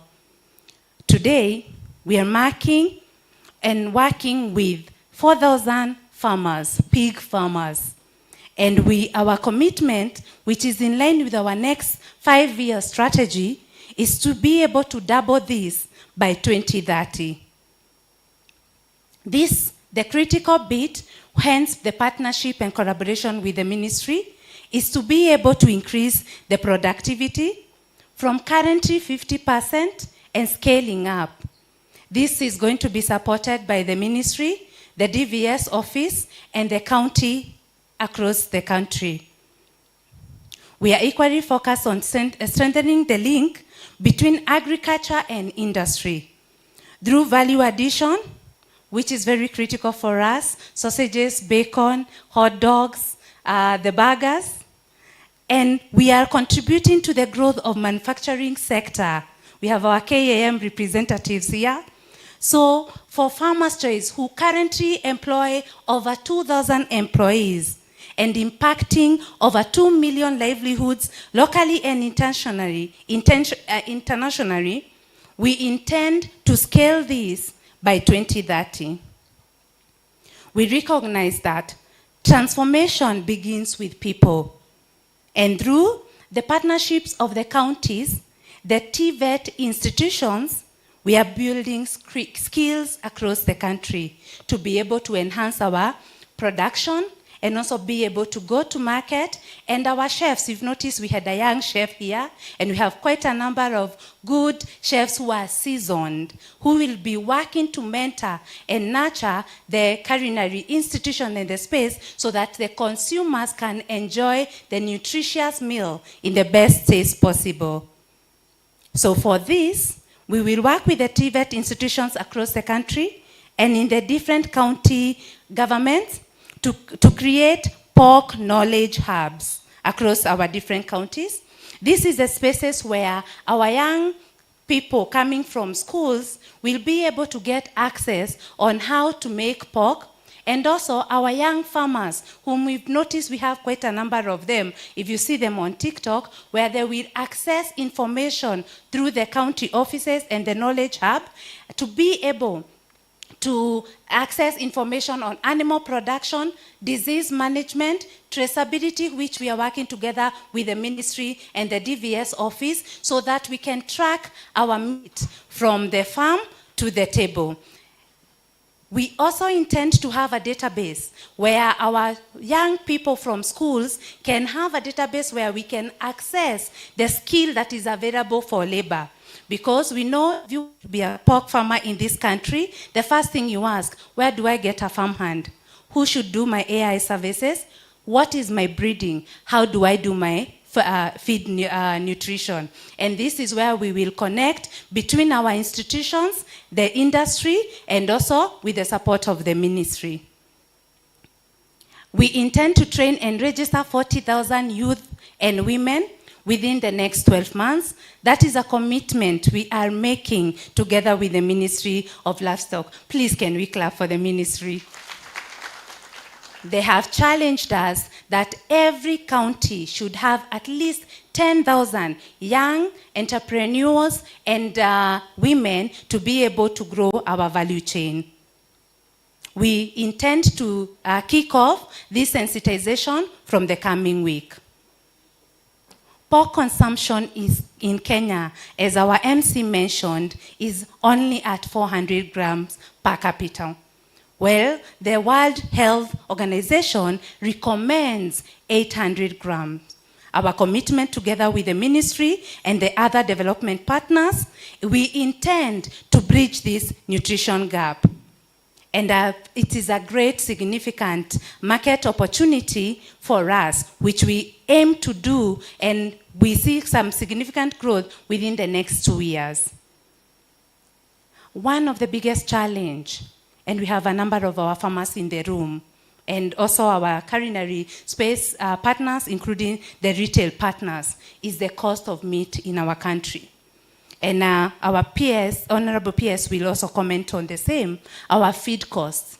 Unfortunately, it's been on the rise, meaning our access to affordable protein, which is critical for human nutrition, is quite disadvantaged.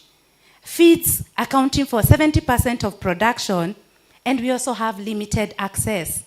The quality of genetics, with very good support from the ministry and the VMD division, we are seeing quite some improvement. However, access across the country is not as easy, hence us collaborating with the county to be able to access genetic for the farmers, both the breeding and also for AI services.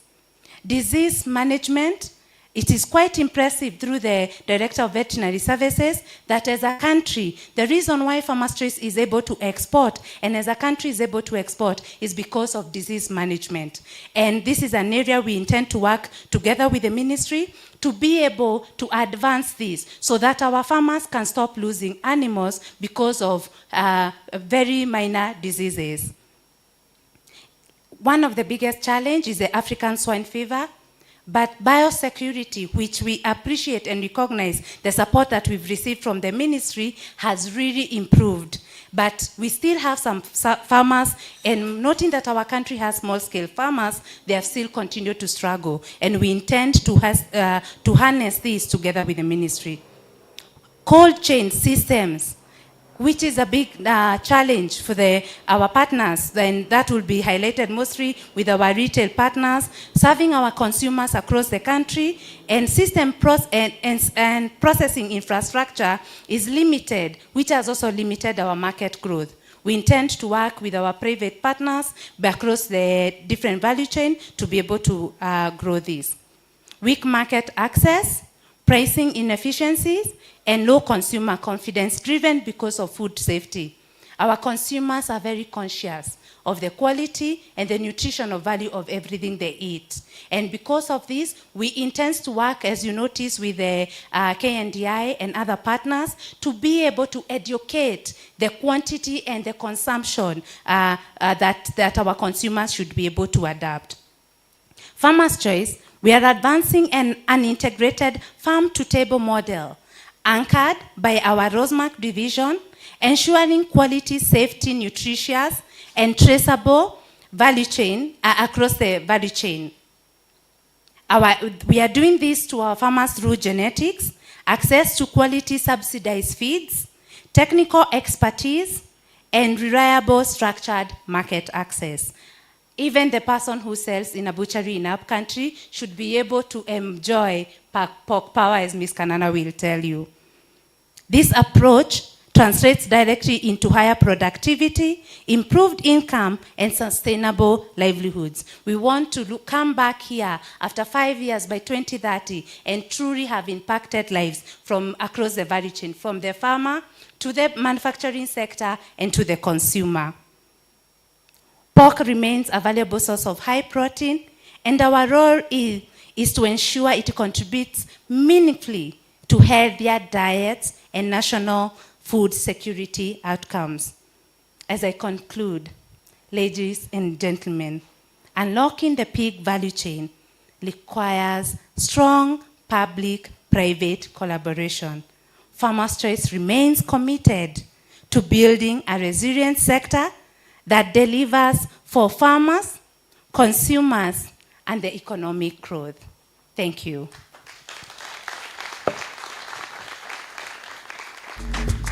Let's give the CEO an even bigger round of applause as she takes her seat. Thank you very much, madam.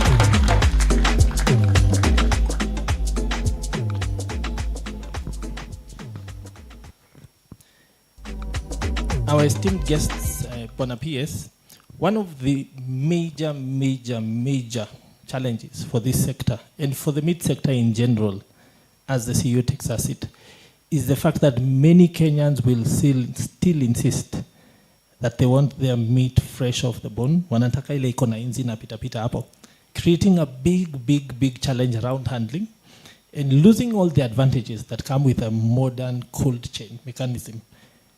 For me, if one thing was to come out of this event, if one thing was to really take root across the country, it's to start to utilize cold chain effectively across the entire industry, not just for pork, but beyond.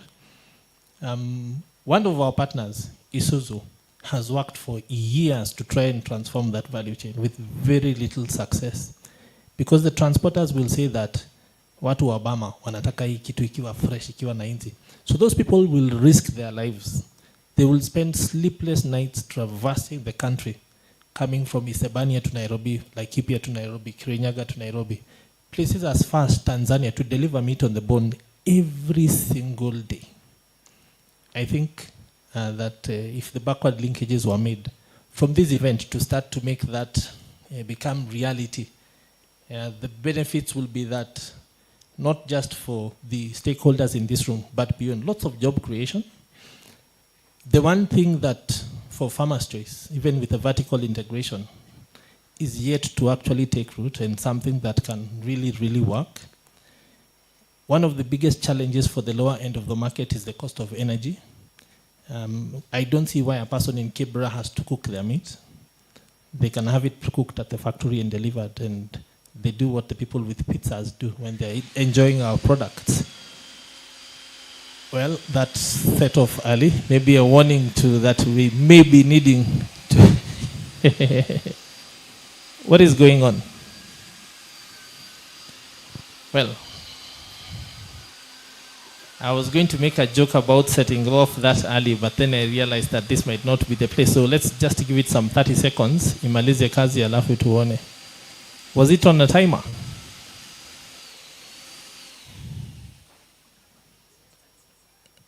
That's a teaser for the event that is coming. We, of course, will be launching something that's a We just surprise wanted behind you that. to have a feel of what is awaiting ahead of the game. So Wakaba, you missed the joke. Thank you. Excuse me, surprises. But yes, I think it was to break the really very serious aspects of what we're discussing in the room, but not to belabor the point. I want to call on stage next the representative of the agriculture stakeholders from the counties, the backbone of this event today. Please join me as I welcome to stage Mr. James Washehi Moturi, the national chairman of the CECM caucus. Karibu sana. A bigger round of applause, tafadhali. He's made an effort to be here today. We looked for him, tulimtoa mbali sana. So it's actually a really, really good thing that he's here today. Thank you very much for coming. Thank you, Wakaba. The PS, State Department for Livestock Development, Your Excellency Jonathan Mweke. You know, people don't remember that you are an excellency. I think it's important for me to remind them. The CEO and the host today, Felicitas Getao, my colleagues from the counties, honorable CECs and your teams, the senior leadership from the ministry led by the DVS. We have private sector representation, distinguished ladies and gentlemen, good morning. Good morning once again. Very happy to be here. It's true what Kava said. Until yesterday, we were not sure what kind of representation we would have from the counties, because there were many conflicting meetings this morning. But I'm very delighted, PS, because we have a good number of colleagues from the counties in this room. And I want to request for your indulgence so that I can appreciate all of them. May I have all the representatives from the counties to be upstanding? County representatives, please stand. You can see that is... A round of applause, please. Probably half the room. Yeah. May I request, if we have CECs and chief officers, the rest can sit. Let the CECs and chief officers remain upstanding. I wanted you to have a feel. You can see that this is a very high level representation from the counties. Over 90% of the team from the counties is actually CECs and chief officers. We really want to appreciate round your of presence applause here. Thank you very much. You may be seated. PS, this is a very important conversation we are having here today, and I once again want to appreciate you. I think since you took over the State Department, we've seen a lot of focus, and you know, we've been in many dialogue meetings with you to discuss how to really put matters livestock into focus. This is just one of them. And I want to appreciate, because I've been here for long enough. I have been here as a CEC now for close to 9 years. And this is probably the first high-level conversation we are having about the pork value chain. So thanks to you, thanks to the CEO and the entire Farmers' Choice team, we are on the right trajectory. I personally have a lot of interest in this value chain. Some of you will be aware that before I became a CEC, I was in the private sector. I was a consultant working with a lead farm, and specifically on matters livestock. And pork was one of the value chains I handled. I had a very close working relationship with Farmers' Choice.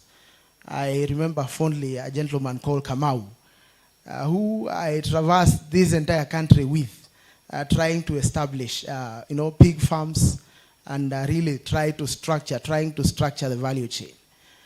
I know we have made progress, but I know, like has been said through the speakers that came before me, we still have a lot of challenges that we need to handle. I'm happy the CEO brought them out. I won't belabor them. But I think a critical one remains breeding. Much as we want to focus on feed cost, which is the most prevalent, I think breeding is still a major problem.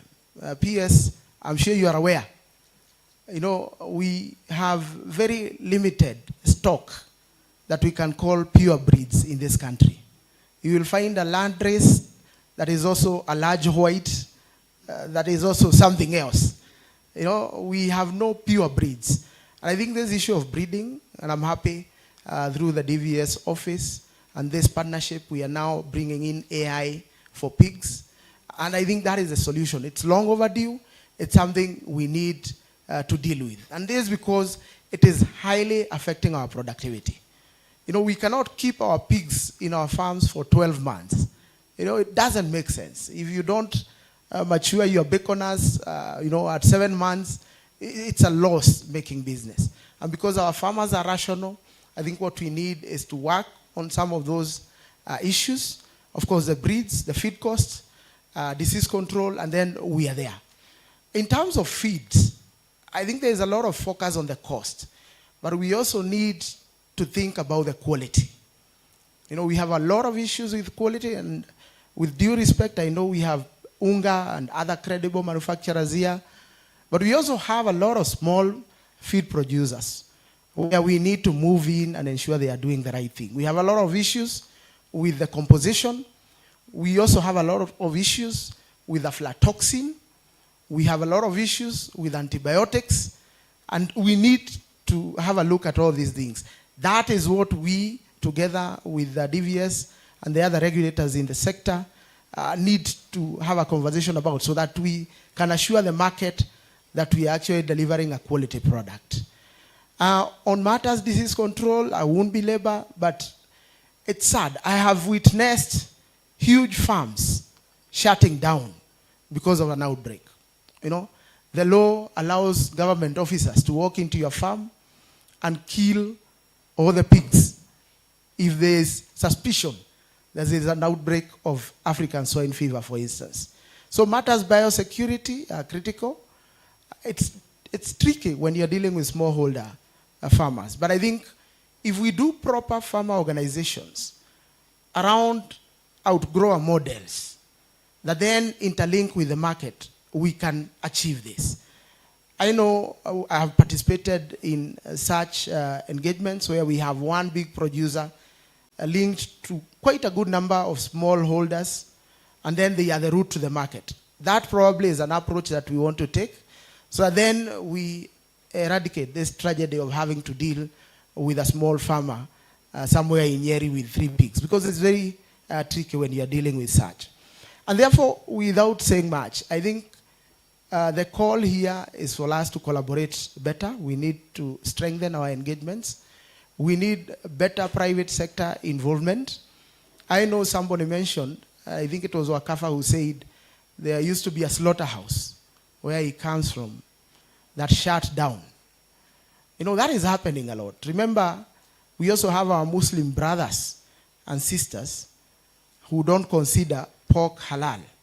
I know I had an incident in Nyeri where we had to shut one of our slaughterhouses for 6 months and restructure so that we can separate the pork line from the goat and beef, so that then we can be more inclusive to our Muslim brothers and sisters.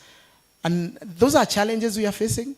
And because I don't think government, and especially county governments, have the money to invest in infrastructure, we want to call on the private sector to come and engage with us so that, you know, we can ensure that we have the proper infrastructure both at slaughter but also at the cold chain level, so that then we can better integrate to the market. You have heard that demand is higher than the current supply, and that is at 400 grams of consumption. Imagine if we took it to 800 grams. We probably need to triple or quadruple our production to meet that target. So my call this morning is that we strengthen our collaborations, government, private sector, academia. Let's strengthen that link so that together we can be able to deliver for the market and for the farmers that we work for. Otherwise, we are very happy to be here as counties.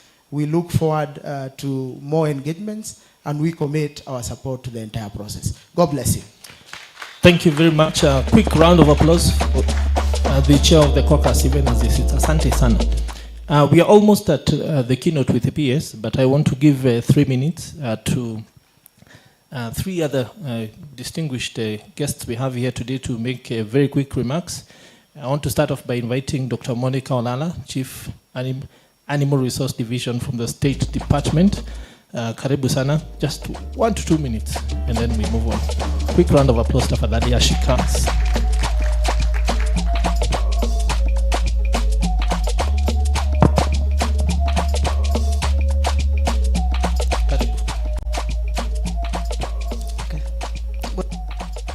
Morning.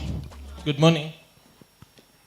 Allow me to thank the conveners, that is the State Department for Livestock Development.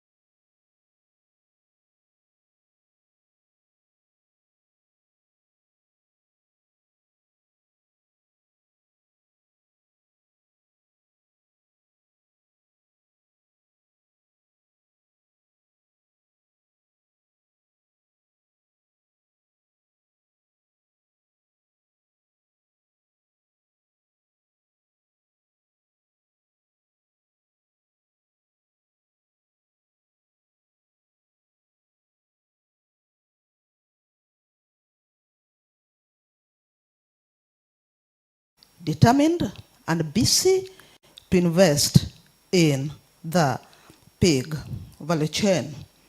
By 2030, we expect a growth of 125%. The State Department cannot do that alone. That equally requires collaboration between maybe all the private sector, the farmers, and also the lead agencies to help us realize that. Currently, as we speak, 80% of the feed of the pig production is being done under small holding with 2 to 8 pigs. And if you can imagine 2 to 8 pigs not doing 6 months, doing 10 months, that clearly demonstrates the loss that is incurred in the pig production. The low quality feeds, it cannot be overemphasized. It's the right time that even we come in and even partner with the State Department of Agriculture to do the protein sources like soya instead of the imports that we are currently doing.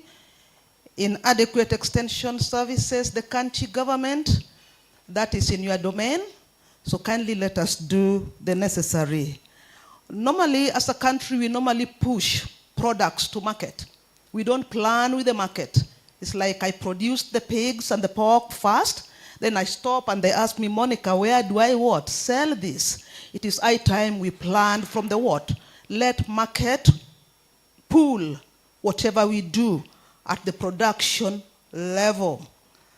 The key constraints, Bwana DVS, the African swine fever, I think the capacity is there to help us address that. The 70% feed cost is something that can be done. We don't have to leave the pigs to the household leftovers. Then there is also low genetic merits. I believe the State Department is working towards that to set up the model farms, targeting also the pig value chain. Then also limited access to financial services. The financial service providers, I heard there was equity in the house. We can't do much.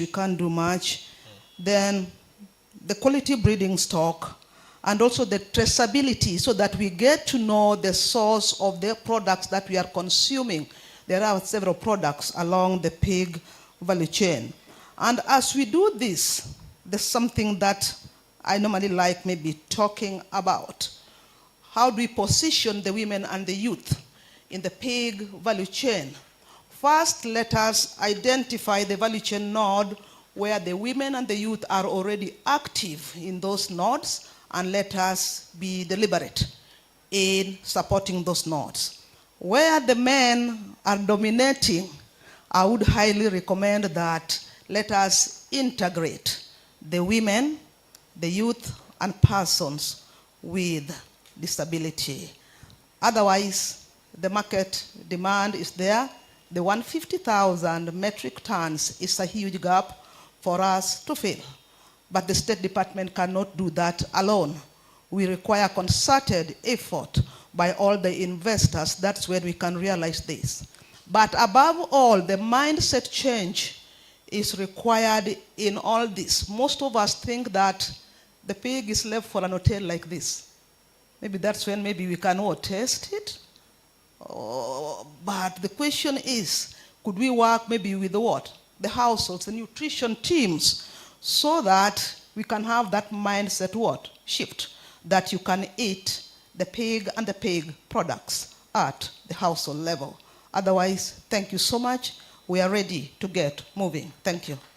Thank you very much. Indeed, a bigger round of applause as she takes her seat, raising very fundamental questions, especially around what the chef said, around preparation and creation of the knowledge that is needed to drive this forward. We remember when fish hit Central Kenya and the conversations that then started there. Next up, I want to call Dr. William Akwimbi to stage, the Directorate of Livestock Policy Research and Regulation, State Department. Karibu sana.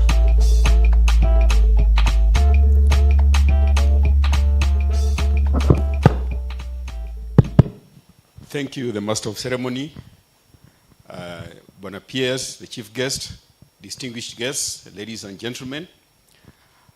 I've been given a small task. I don't think I'll talk much, and it's basically on the issue of policy leadership in advancing Kenya's pork value chain. You have already been told that the pig industry is one of the value chains in the livestock sector that is really underexploited. If you look at in terms of the contribution of the livestock sector, we are always told that we contribute about 4% of the GDP. One of the key, very big potential areas where we could have big contributions is in the pork value chain. This is an area that has got big potential, and we really need to see how we can promote it. Now, when it comes to the policy leadership, here we are looking at the aspects of creating an enabling environment. The State Department for Livestock has been in the forefront, together with the stakeholders, the counties, in developing policy instruments that will help in developing and guiding the development of the pork value chain. One of the key documents that we have developed is the National Pig Strategy, which is supposed to guide the development. This is a key document. We hope that it needs to be, we'll cascade it to the counties so that it will help them see the potential of how to develop the pig value chain.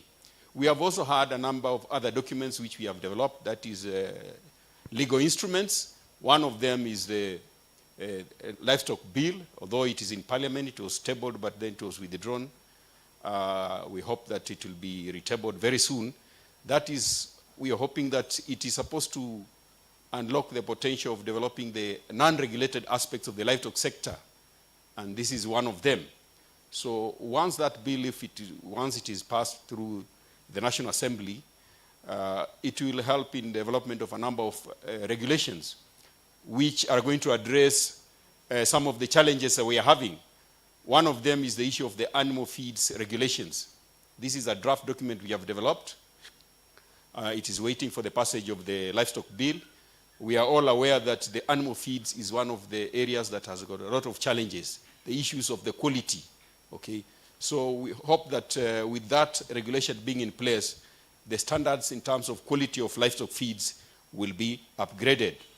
We also have the pig industry regulations which have been developed. This is specifically for the development of this value chain. So once the livestock bill is passed through, we hope that this will come into operationalization and development of the pig value chain. Then we have the anti-track bill. This is a new development that we are currently developing. And this is key for the identification of the livestock and the issue of traceability. You know that for us to exploit the potential of the export market, the issue of traceability is very key. So we are hoping that this anti-truck bill, once it is enacted, will help us access the market which have very big potential, and they have got good value for our farmers. We are all expecting to ensure that our farmers get value for their products. So that market access aspects, we hope it will partly be addressed by issue of the anti-truck bill once it is passed and then it is implemented on the ground.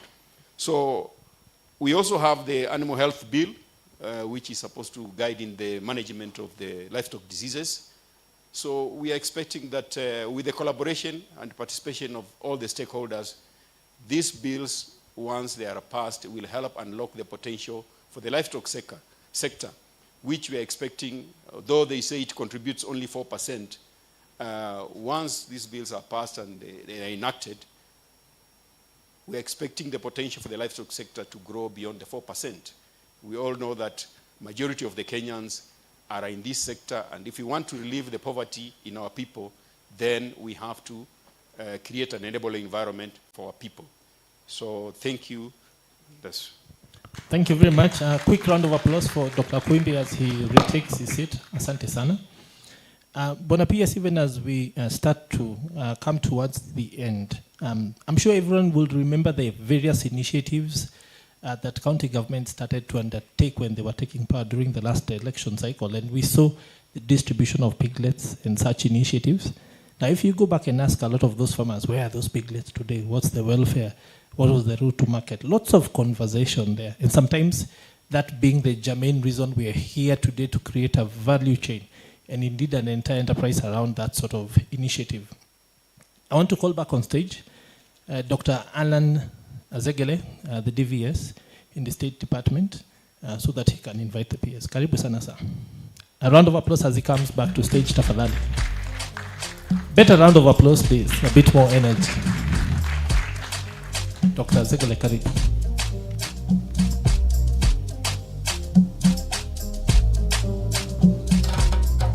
Thank you, Director of Ceremonies.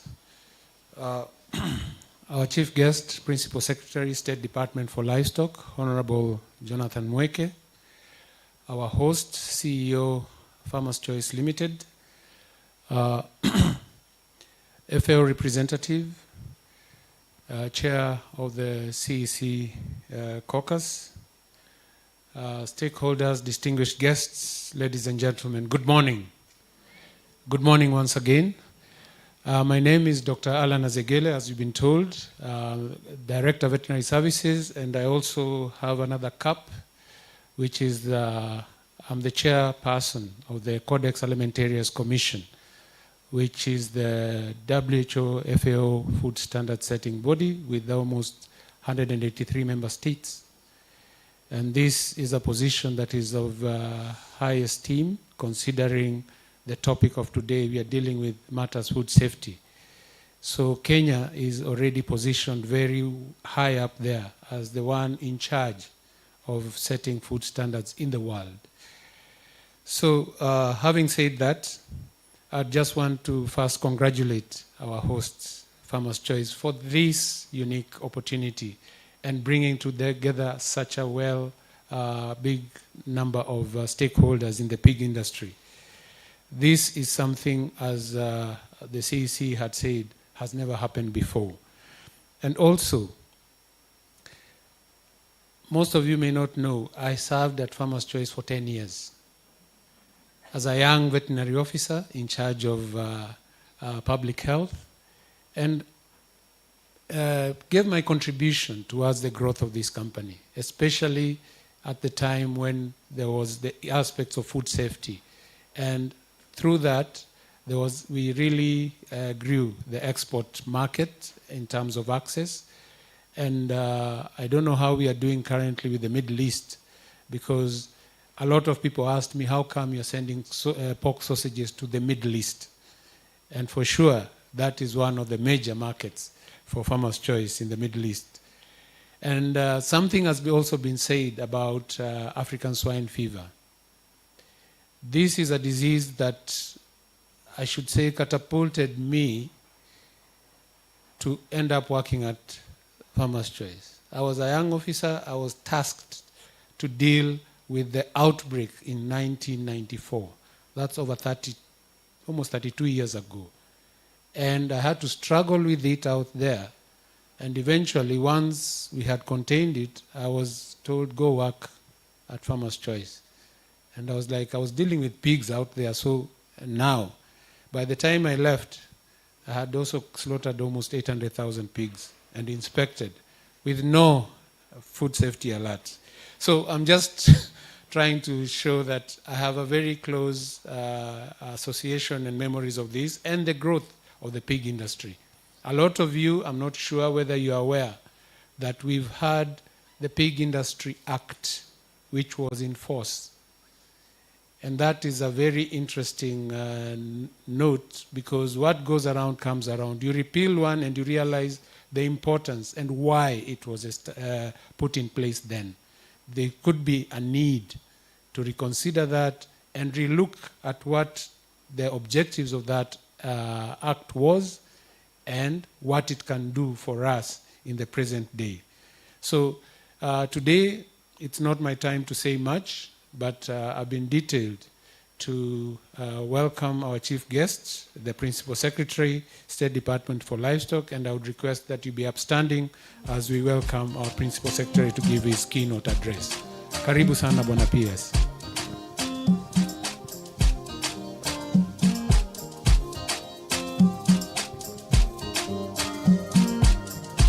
A round of applause as he gets on stage, please. Thank you very much. Please be seated.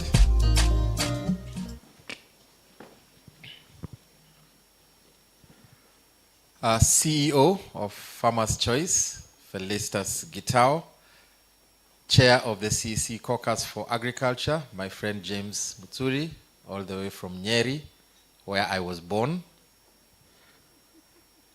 Colleagues, stakeholders, members of the Fourth Estate, distinguished guests, good morning. Good morning again. I'm really passionate about this pig value chain. So today I've developed a 3-hour speech in which we'll be sensitizing a lot of you on how important this value chain is to all of us. So I hope you have planned your morning accordingly. It's my great honor to speak to you today at this important National Stakeholders Sensitization Forum for the pig value chain. Let me begin by expressing my sincere appreciation to all of you for finding time to attend this forum. Your commitment and daily efforts drive growth and transformation we are seeking across Kenya's livestock sector. The pig industry is one of the fastest growing livestock value chains in our country. According to our 2025 figures, Kenya's pig population stands at approximately 982,000. Annual pork demand in 2025 was 38,500 metric tons, while production was 23,000 metric tons, with a sector value of about Kenya shillings 20 billion. Yet per capita consumption remains low at 0.4 kg, 400 grams, compared with a 12 kilogram global average. Demand projections indicate consumption could rise by as much as 125% by the year 2030. These are not just numbers, my friends. This is a true story and a very clear one, that pork presents a significant under-realized opportunity. The pig value chain contributes directly to household incomes and employment, especially for smallholder farmers who make up about 80% of our producers. It's an affordable source of high-quality protein that can improve food and nutrition security. The sector also supports industrial growth through processing, logistics and retail, and has strong potential to contribute to our bottom-up economic transformation agenda. With rapid urbanization and changing diets, we must seize this moment to expand production, add value, and strengthen our market systems. Our theme today, the role of pork in nutrition and sustainable value chains, could not be more apt. Pork is a nutrient-dense food, rich in high-quality protein and important micronutrients such as iron, zinc, and B negative vitamins. It provides energy that supports active and productive livelihoods. As Kenya continues to confront malnutrition and to promote dietary diversity, responsibly produced pork can play a meaningful role in improving nutritional outcomes, particularly for vulnerable households. To realize that potential, we must ensure safe production, proper handling and processing, and strict compliance with food safety standards, measures that protect customers and build market confidence. We must also face head-on the current challenges in the sector. Productivity remains low, especially due to poor genetics and breeding systems, as well as the high cost of feeds. Extension services are weak, and farmer knowledge is limited. Disease threats, particularly African swine fever that has been spoken about quite a bit this morning, and biosecurity gaps continue to cause heavy losses. The value chain remains dominated by informal markets, and many producers lack access to affordable finance, structured markets, and processing facilities.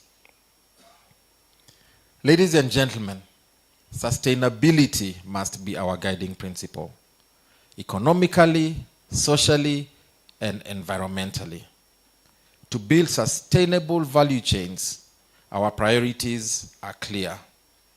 First, enhancing productivity through investment in improved breeds, affordable quality feeds, and better animal health and husbandry practices.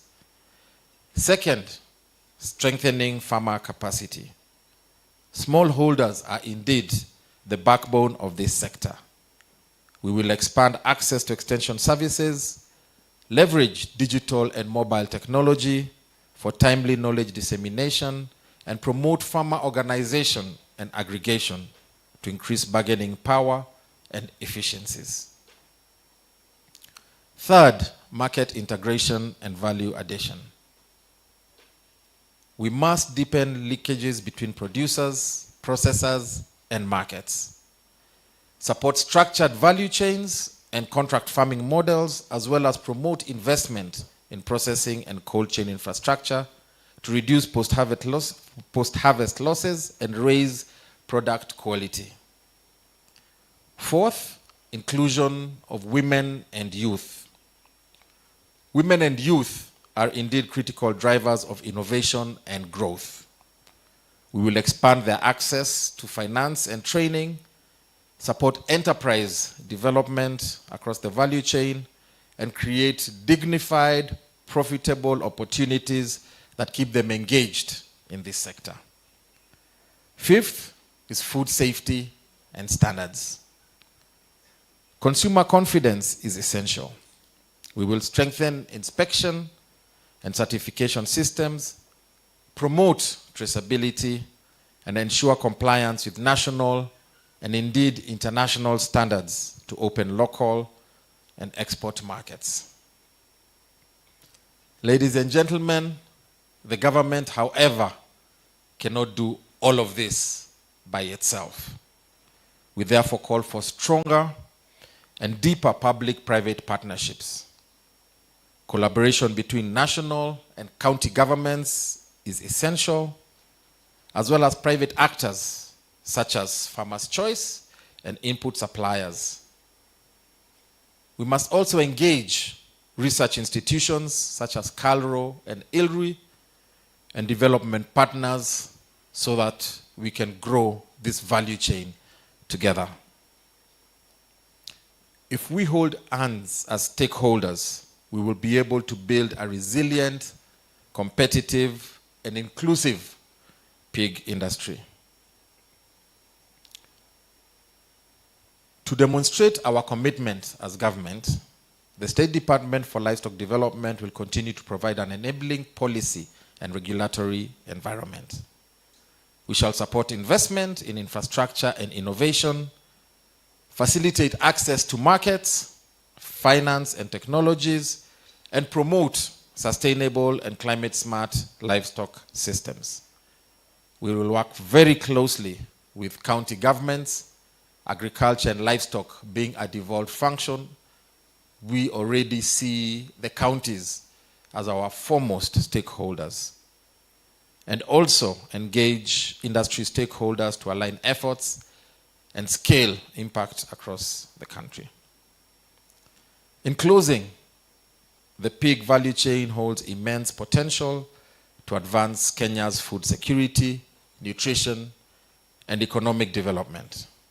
Let this forum be a platform for meaningful dialogue, practical solutions, and renewed commitment to action. I urge each one of you to fully engage, share your insights, and forge partnerships that will move this agenda forward. We've heard here about the concerns specifically with the high cost of feed, which contributes a very large percentage, close to 70% of the cost of production. What this does is it negates the commercialization of pig farming. And if farmers don't make money, then after the second or so cycle, they stop farming. So we need very deliberate and strategic interventions in ensuring we can bring down the cost of animal feed. So far, the Kenya Kwanza administration has aligned and lobbied the East African community because we have a common customs arrangement to ensure that we zero rate the import of our inputs, especially energy and protein for our animal feeds. We've also been giving our animal feed manufacturers concessions, tax concessions on inputs such as concentrates, and have written contracts with them to ensure that we are able to pass that savings through tax to the consumer, who is our farmer. But that is not enough. We now need to embrace large-scale commercial production of fodder. It is an extremely profitable enterprise that the private sector and large-scale commercial farmers can take advantage of. And as government, the cabinet passed a resolution to start a project called the Land Commercialization Initiative. This initiative, my friends, offers large tracts of government land, millions and millions of acres of government land that is sitting idle or unproductive, and is offering the same to the private sector in a public-private partnership, so that the private sector can come and commercialize and make productive these pieces of land to ensure that we can produce commercially fodder for our animals. We're also investing heavily in storage, feed stores, so that in times of abundance, in times of rain, we can be able to harvest, bale our hay, and store it for the time when we have drought. And this is the resilience that we seek to obtain, so that we don't lose even a single animal during the drought cycle. Because drought nowadays is predictable. We know in another 2-3 years there'll be a drought. So there's no reason absolutely for our country to have a drought emergency anymore if we plant properly. But the real game changer in bringing down the cost of animal feed, and this is where countries like South Africa are beating us, is on GMO, biotechnology. Science has proven that it is safe for animals, it is safe for human consumption. Our cabinet's first order of business when President Ruto took over was to lift the ban on GMOs. But that went to court. Government won the case. It is now in the appeals court, and we are hoping that we are allowed as an industry to be innovative, because with GMO, we will be able to bring the cost of animal feed down by almost 40%. And that will make us competitive globally. We'll be able to produce enough for local production, consumption, produce enough for export, and most importantly, seek what we all have been seeking to do, put more money in the pockets of our farmers.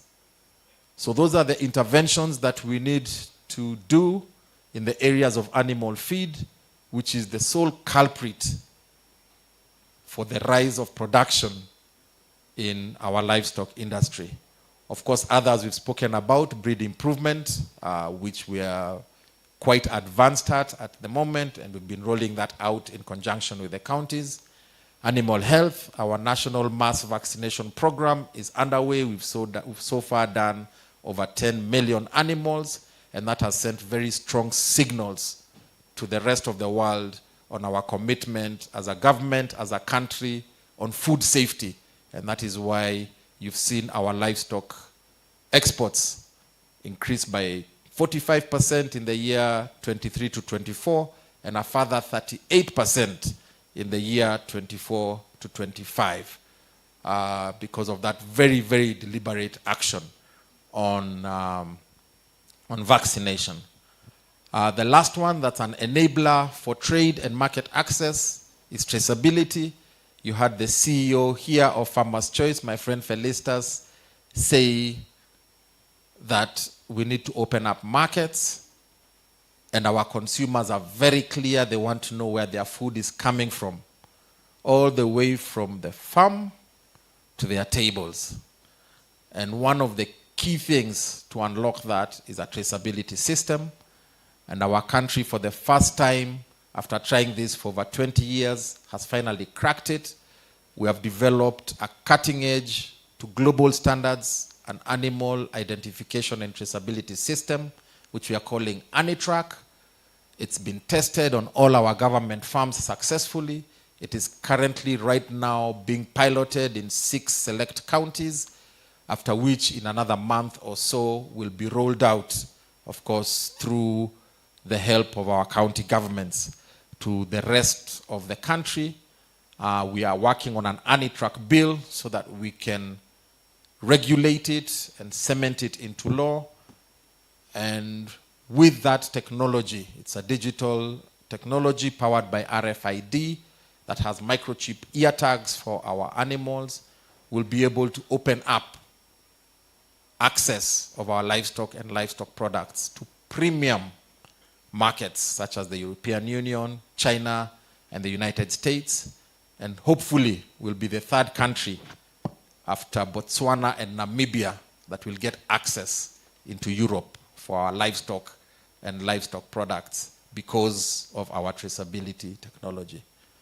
So ladies and gentlemen, I thought I'd just take some time to run all of you through. It's rare that we find this amount of stakeholders, very interested stakeholders, going by the silence in the room in one place. And I just thought it would be a good opportunity to appraise you on the transformation that's happening in the livestock sector and how that is translating into improved livelihoods, improved profits, and more money in the pockets of our farmers. I wish you all a fantastic day. Special thank you to Farmer's Choice, one of our stakeholders, indeed market leader in the export industry for for meat and a leader also in pork production, value addition here in Kenya. They've been around for a long time. We consider them a very, very close stakeholder, and we appreciate your thought leadership, Felicitas, in putting together all our stakeholders to sensitize them on the benefits of pork consumption, and also continuing to put us who work for public interest in government on our toes to ensure that we create an enabling environment across the entire value chain, from production to market, for not just the pork value chain, but all other value chains that we work with in the livestock industry, which include meat, leather, eggs, dairy, and several others. So asanteni sana, Felicitas and your team.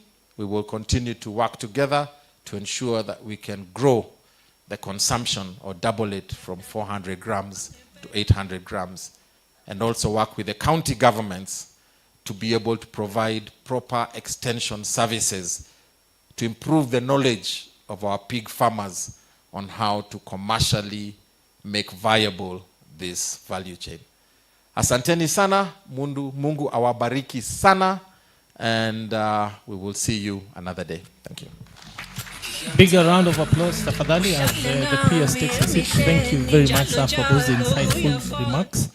And just to remind that in this room, representation from 44 counties right across the nation, many other stakeholders, including, of course, Equity Bank, who are at the back there, they have said that they are standing by to finance the public-private partnerships that have been talked about, putting their money where of course, their mouth is, and also to recognize other stakeholders. Bwana PS, we have the Kenya Association of Manufacturers represented here today in a big way, being the backbone of the industry, and of course, ready to take back the insights and concerns around quality and those sorts of things back.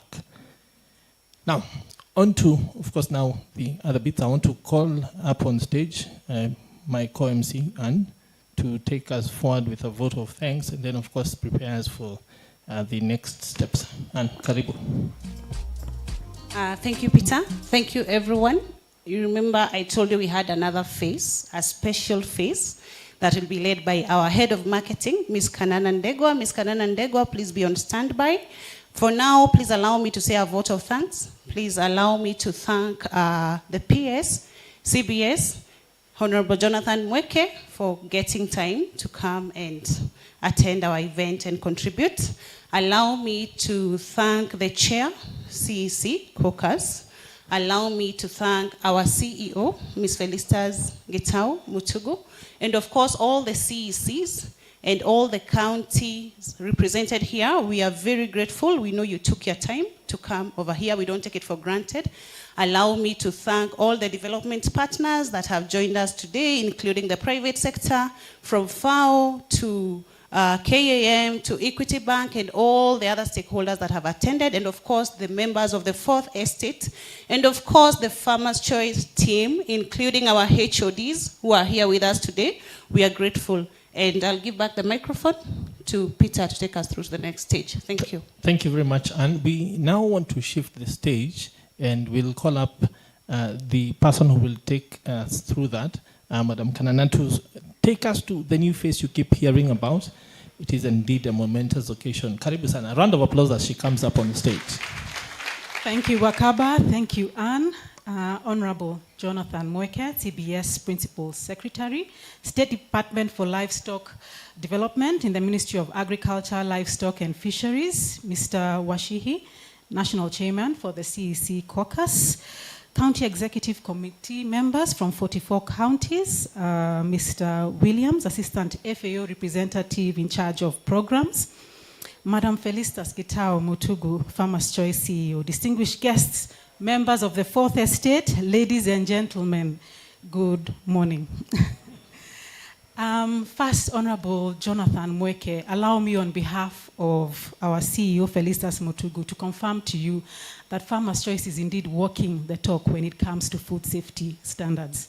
Earlier this year, in January, Farmers' Choice was certified with the SC certification, 22,000.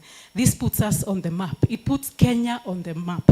And Farmers Choice is able to open up this market for Kenya globally and regionally to be able to export meat products all over the world. So a round of applause, yes, for Farmers Choice. It's been an intense 8 weeks. After high-level discussions between the Office of the State Department and Farmers Choice, a committee was put together to come up with a campaign that will be able to educate consumers, farmers, and other stakeholders on the pig and pork value chain. My name is Kanana Ndegwa. I'm the head of marketing, and it gives me great pleasure to be able to present to you this campaign, a campaign that through AI, artificial intelligence, not artificial insemination, that has been tested. It has been tried with farmers, with customers in the value chain for route to market, and with consumers. And like Dr. Monica Wanga talked about, the conversation will start to shift when pork is not only in hotels, but it is in the plates, in our homes, in our households. Yeah? So after I present this campaign to you, I will also invite you for a pork experiential activity. After this, outside there, you'll be able to taste, as we showcase to you, different ways of how to make pork and how to enjoy pork, not only at Safari Park, but also in your home. So be sure to buy a kilo of ribs, a kilo of loins as you go home. Media team, please play the clip. The pig and pork industry, its potential remains largely untapped. Pork consumption is still low, not because of the product, but because of perception. Concerns around safety, limited awareness, and cultural stigma have kept pork out of everyday choices. But the reality is clear. Pork is a rich source of protein and essential nutrients, supporting energy, strength, and overall health. As consumers look for better nutrition, pork is uniquely positioned to deliver. Our approach focuses on 4 key pillars: nutrition, safety, value, and origin. Together, they help us reshape how pork is seen and trusted, powering everyday Kenyan life. When pork is Safi, life is Safi, clean, good, satisfying, pork power. A campaign designed to drive consumption, support farmers, and build confidence across the value chain.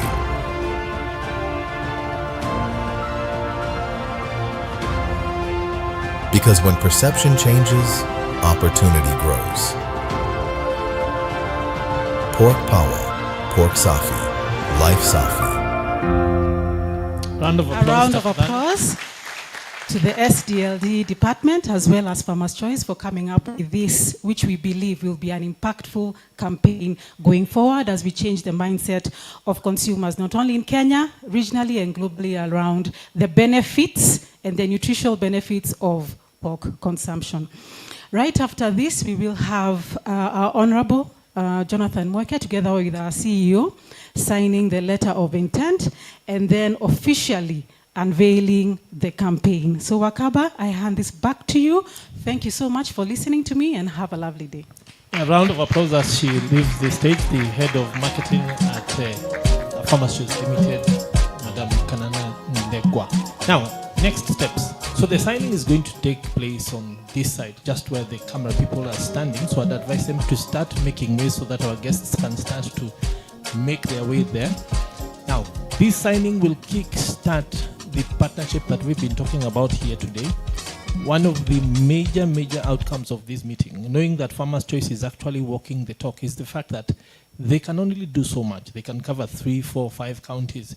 But the CECs who are here present today with budgets across all the counties and partnerships that go even beyond can then go home with a game plan with an actual delivery strategy for what we've spoken here today, because they can leverage what is going to be signed here today. So I want to invite our guests to the table. They will be accompanied by the legal teams, specifically to be flanked by Daniel Okuta from Farmers Choice and Ian Letepan, who's from the Ministry of Agriculture, the ones who've actually done the legal stuff. So please make way for the guests to come to the signing. After the signing, we'll then go, to, of course, to the unveiling.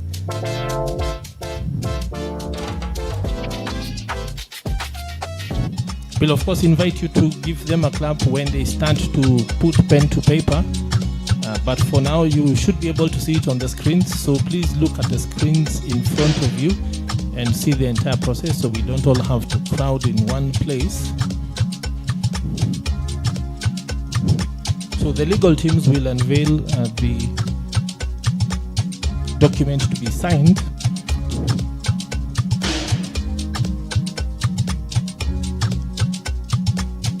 Remember that this partnership is one that will crystallize what we have spoken here today across all the counties. Let's give them a round of applause as they sign tafadhali. Round of applause. It is a sign of commitment to the improvement in quality, improvement in traceability, improvement in the systems to deliver the value chain and the food systems transformation that we have been told here today.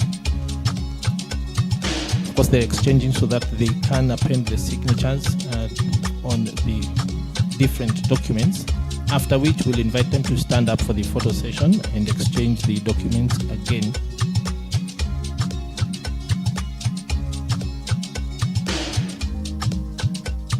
Thank you very much. Yeah, so please be upstanding then for the exchange and the handover.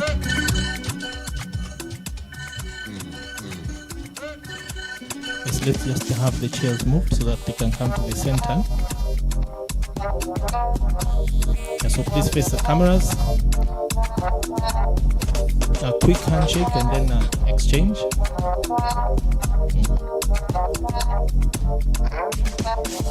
Thank you very much. That concludes that part of our ceremony.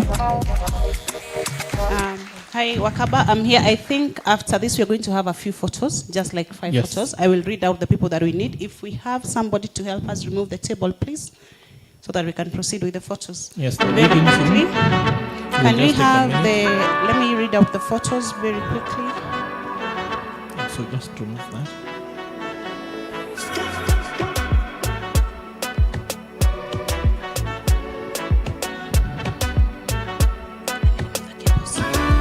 So for the first photo, we have the CEO, Farmers Choice, and Honorable PS in the first photo. Photographers, just give us a sign when you're One done with step in that one, front, please. so that we can call the rest. Please, a handshake. Just for some movement. Thank you. I think that is done. The next one will have the PS, the CEO, the SDLD directors, Dr. Quimby, Dr. Alan Wanga, Dr. Please come Monica, on the stage, yes. and I think there's, I don't know if Dr. All the directors from the ministry, please come close and be in that photo. The next one, we are going to have, still remain there, the directors. We are going to add the Ministry of Health, and then we will add FAO into this picture. I hope it's still going to be a good picture. Media, you can let us know if we need to split it. Kindly let's have the Ministry of Health, Dr. Veronica. Let us also have Dr. They're Regina. making their way. Yeah, Dr. Regina, and of course, FAO. I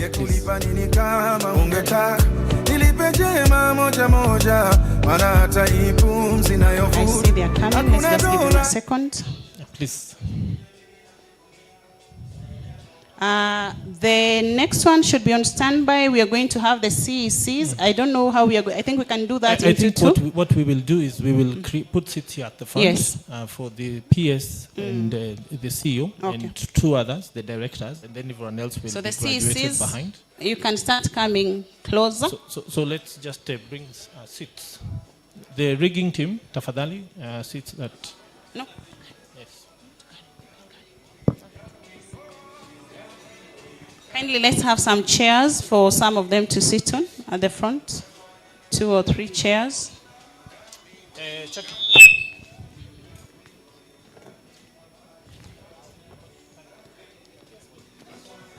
Let's have a few chairs in front so that the picture comes out nicely. And as we take this one, I'd like to request the team from SDLD to come, the part of the organizing committee, Roslyn, Dr. Domitila, Mr. Smolo, and the rest. Fred, I can see you. Please come close.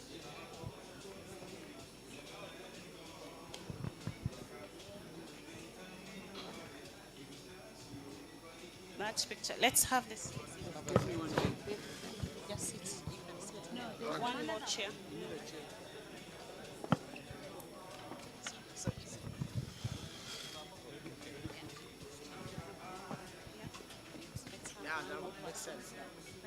That's okay.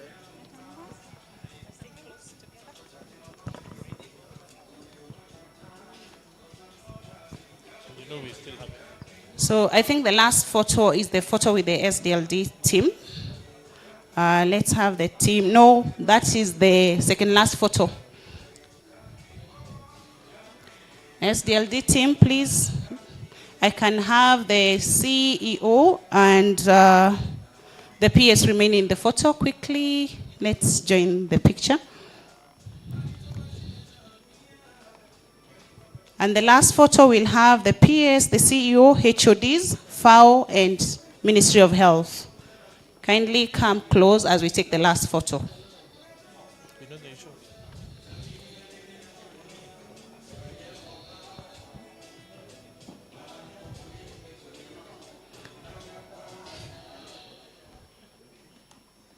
Smile for the cameras. All right, so the last photo we are going to have is that one of HODs.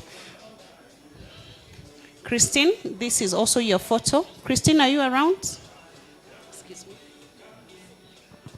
Really momentous occasion, so documenting it with the HOD is really, really important. Please.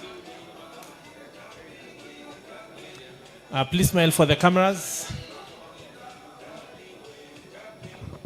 We also need the FAO team, FAO and Ministry of Health and KU. Please come very quickly.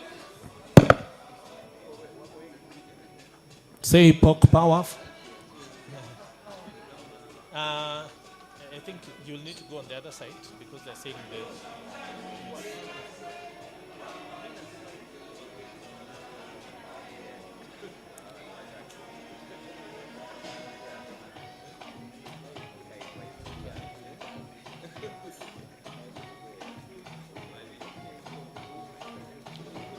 Thank you very much. Finally. No, the pictures are finally over. We just have one ribbon cutting to do, and then we can let you go to the media. Of course,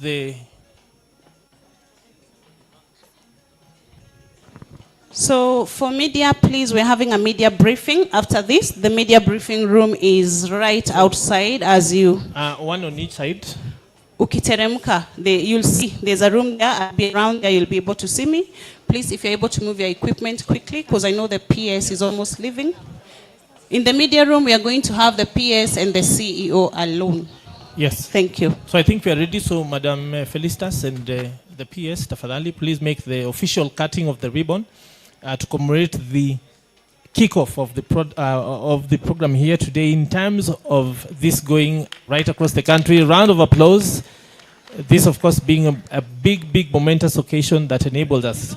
Yes, just pull it. It is supposed to open. Yes.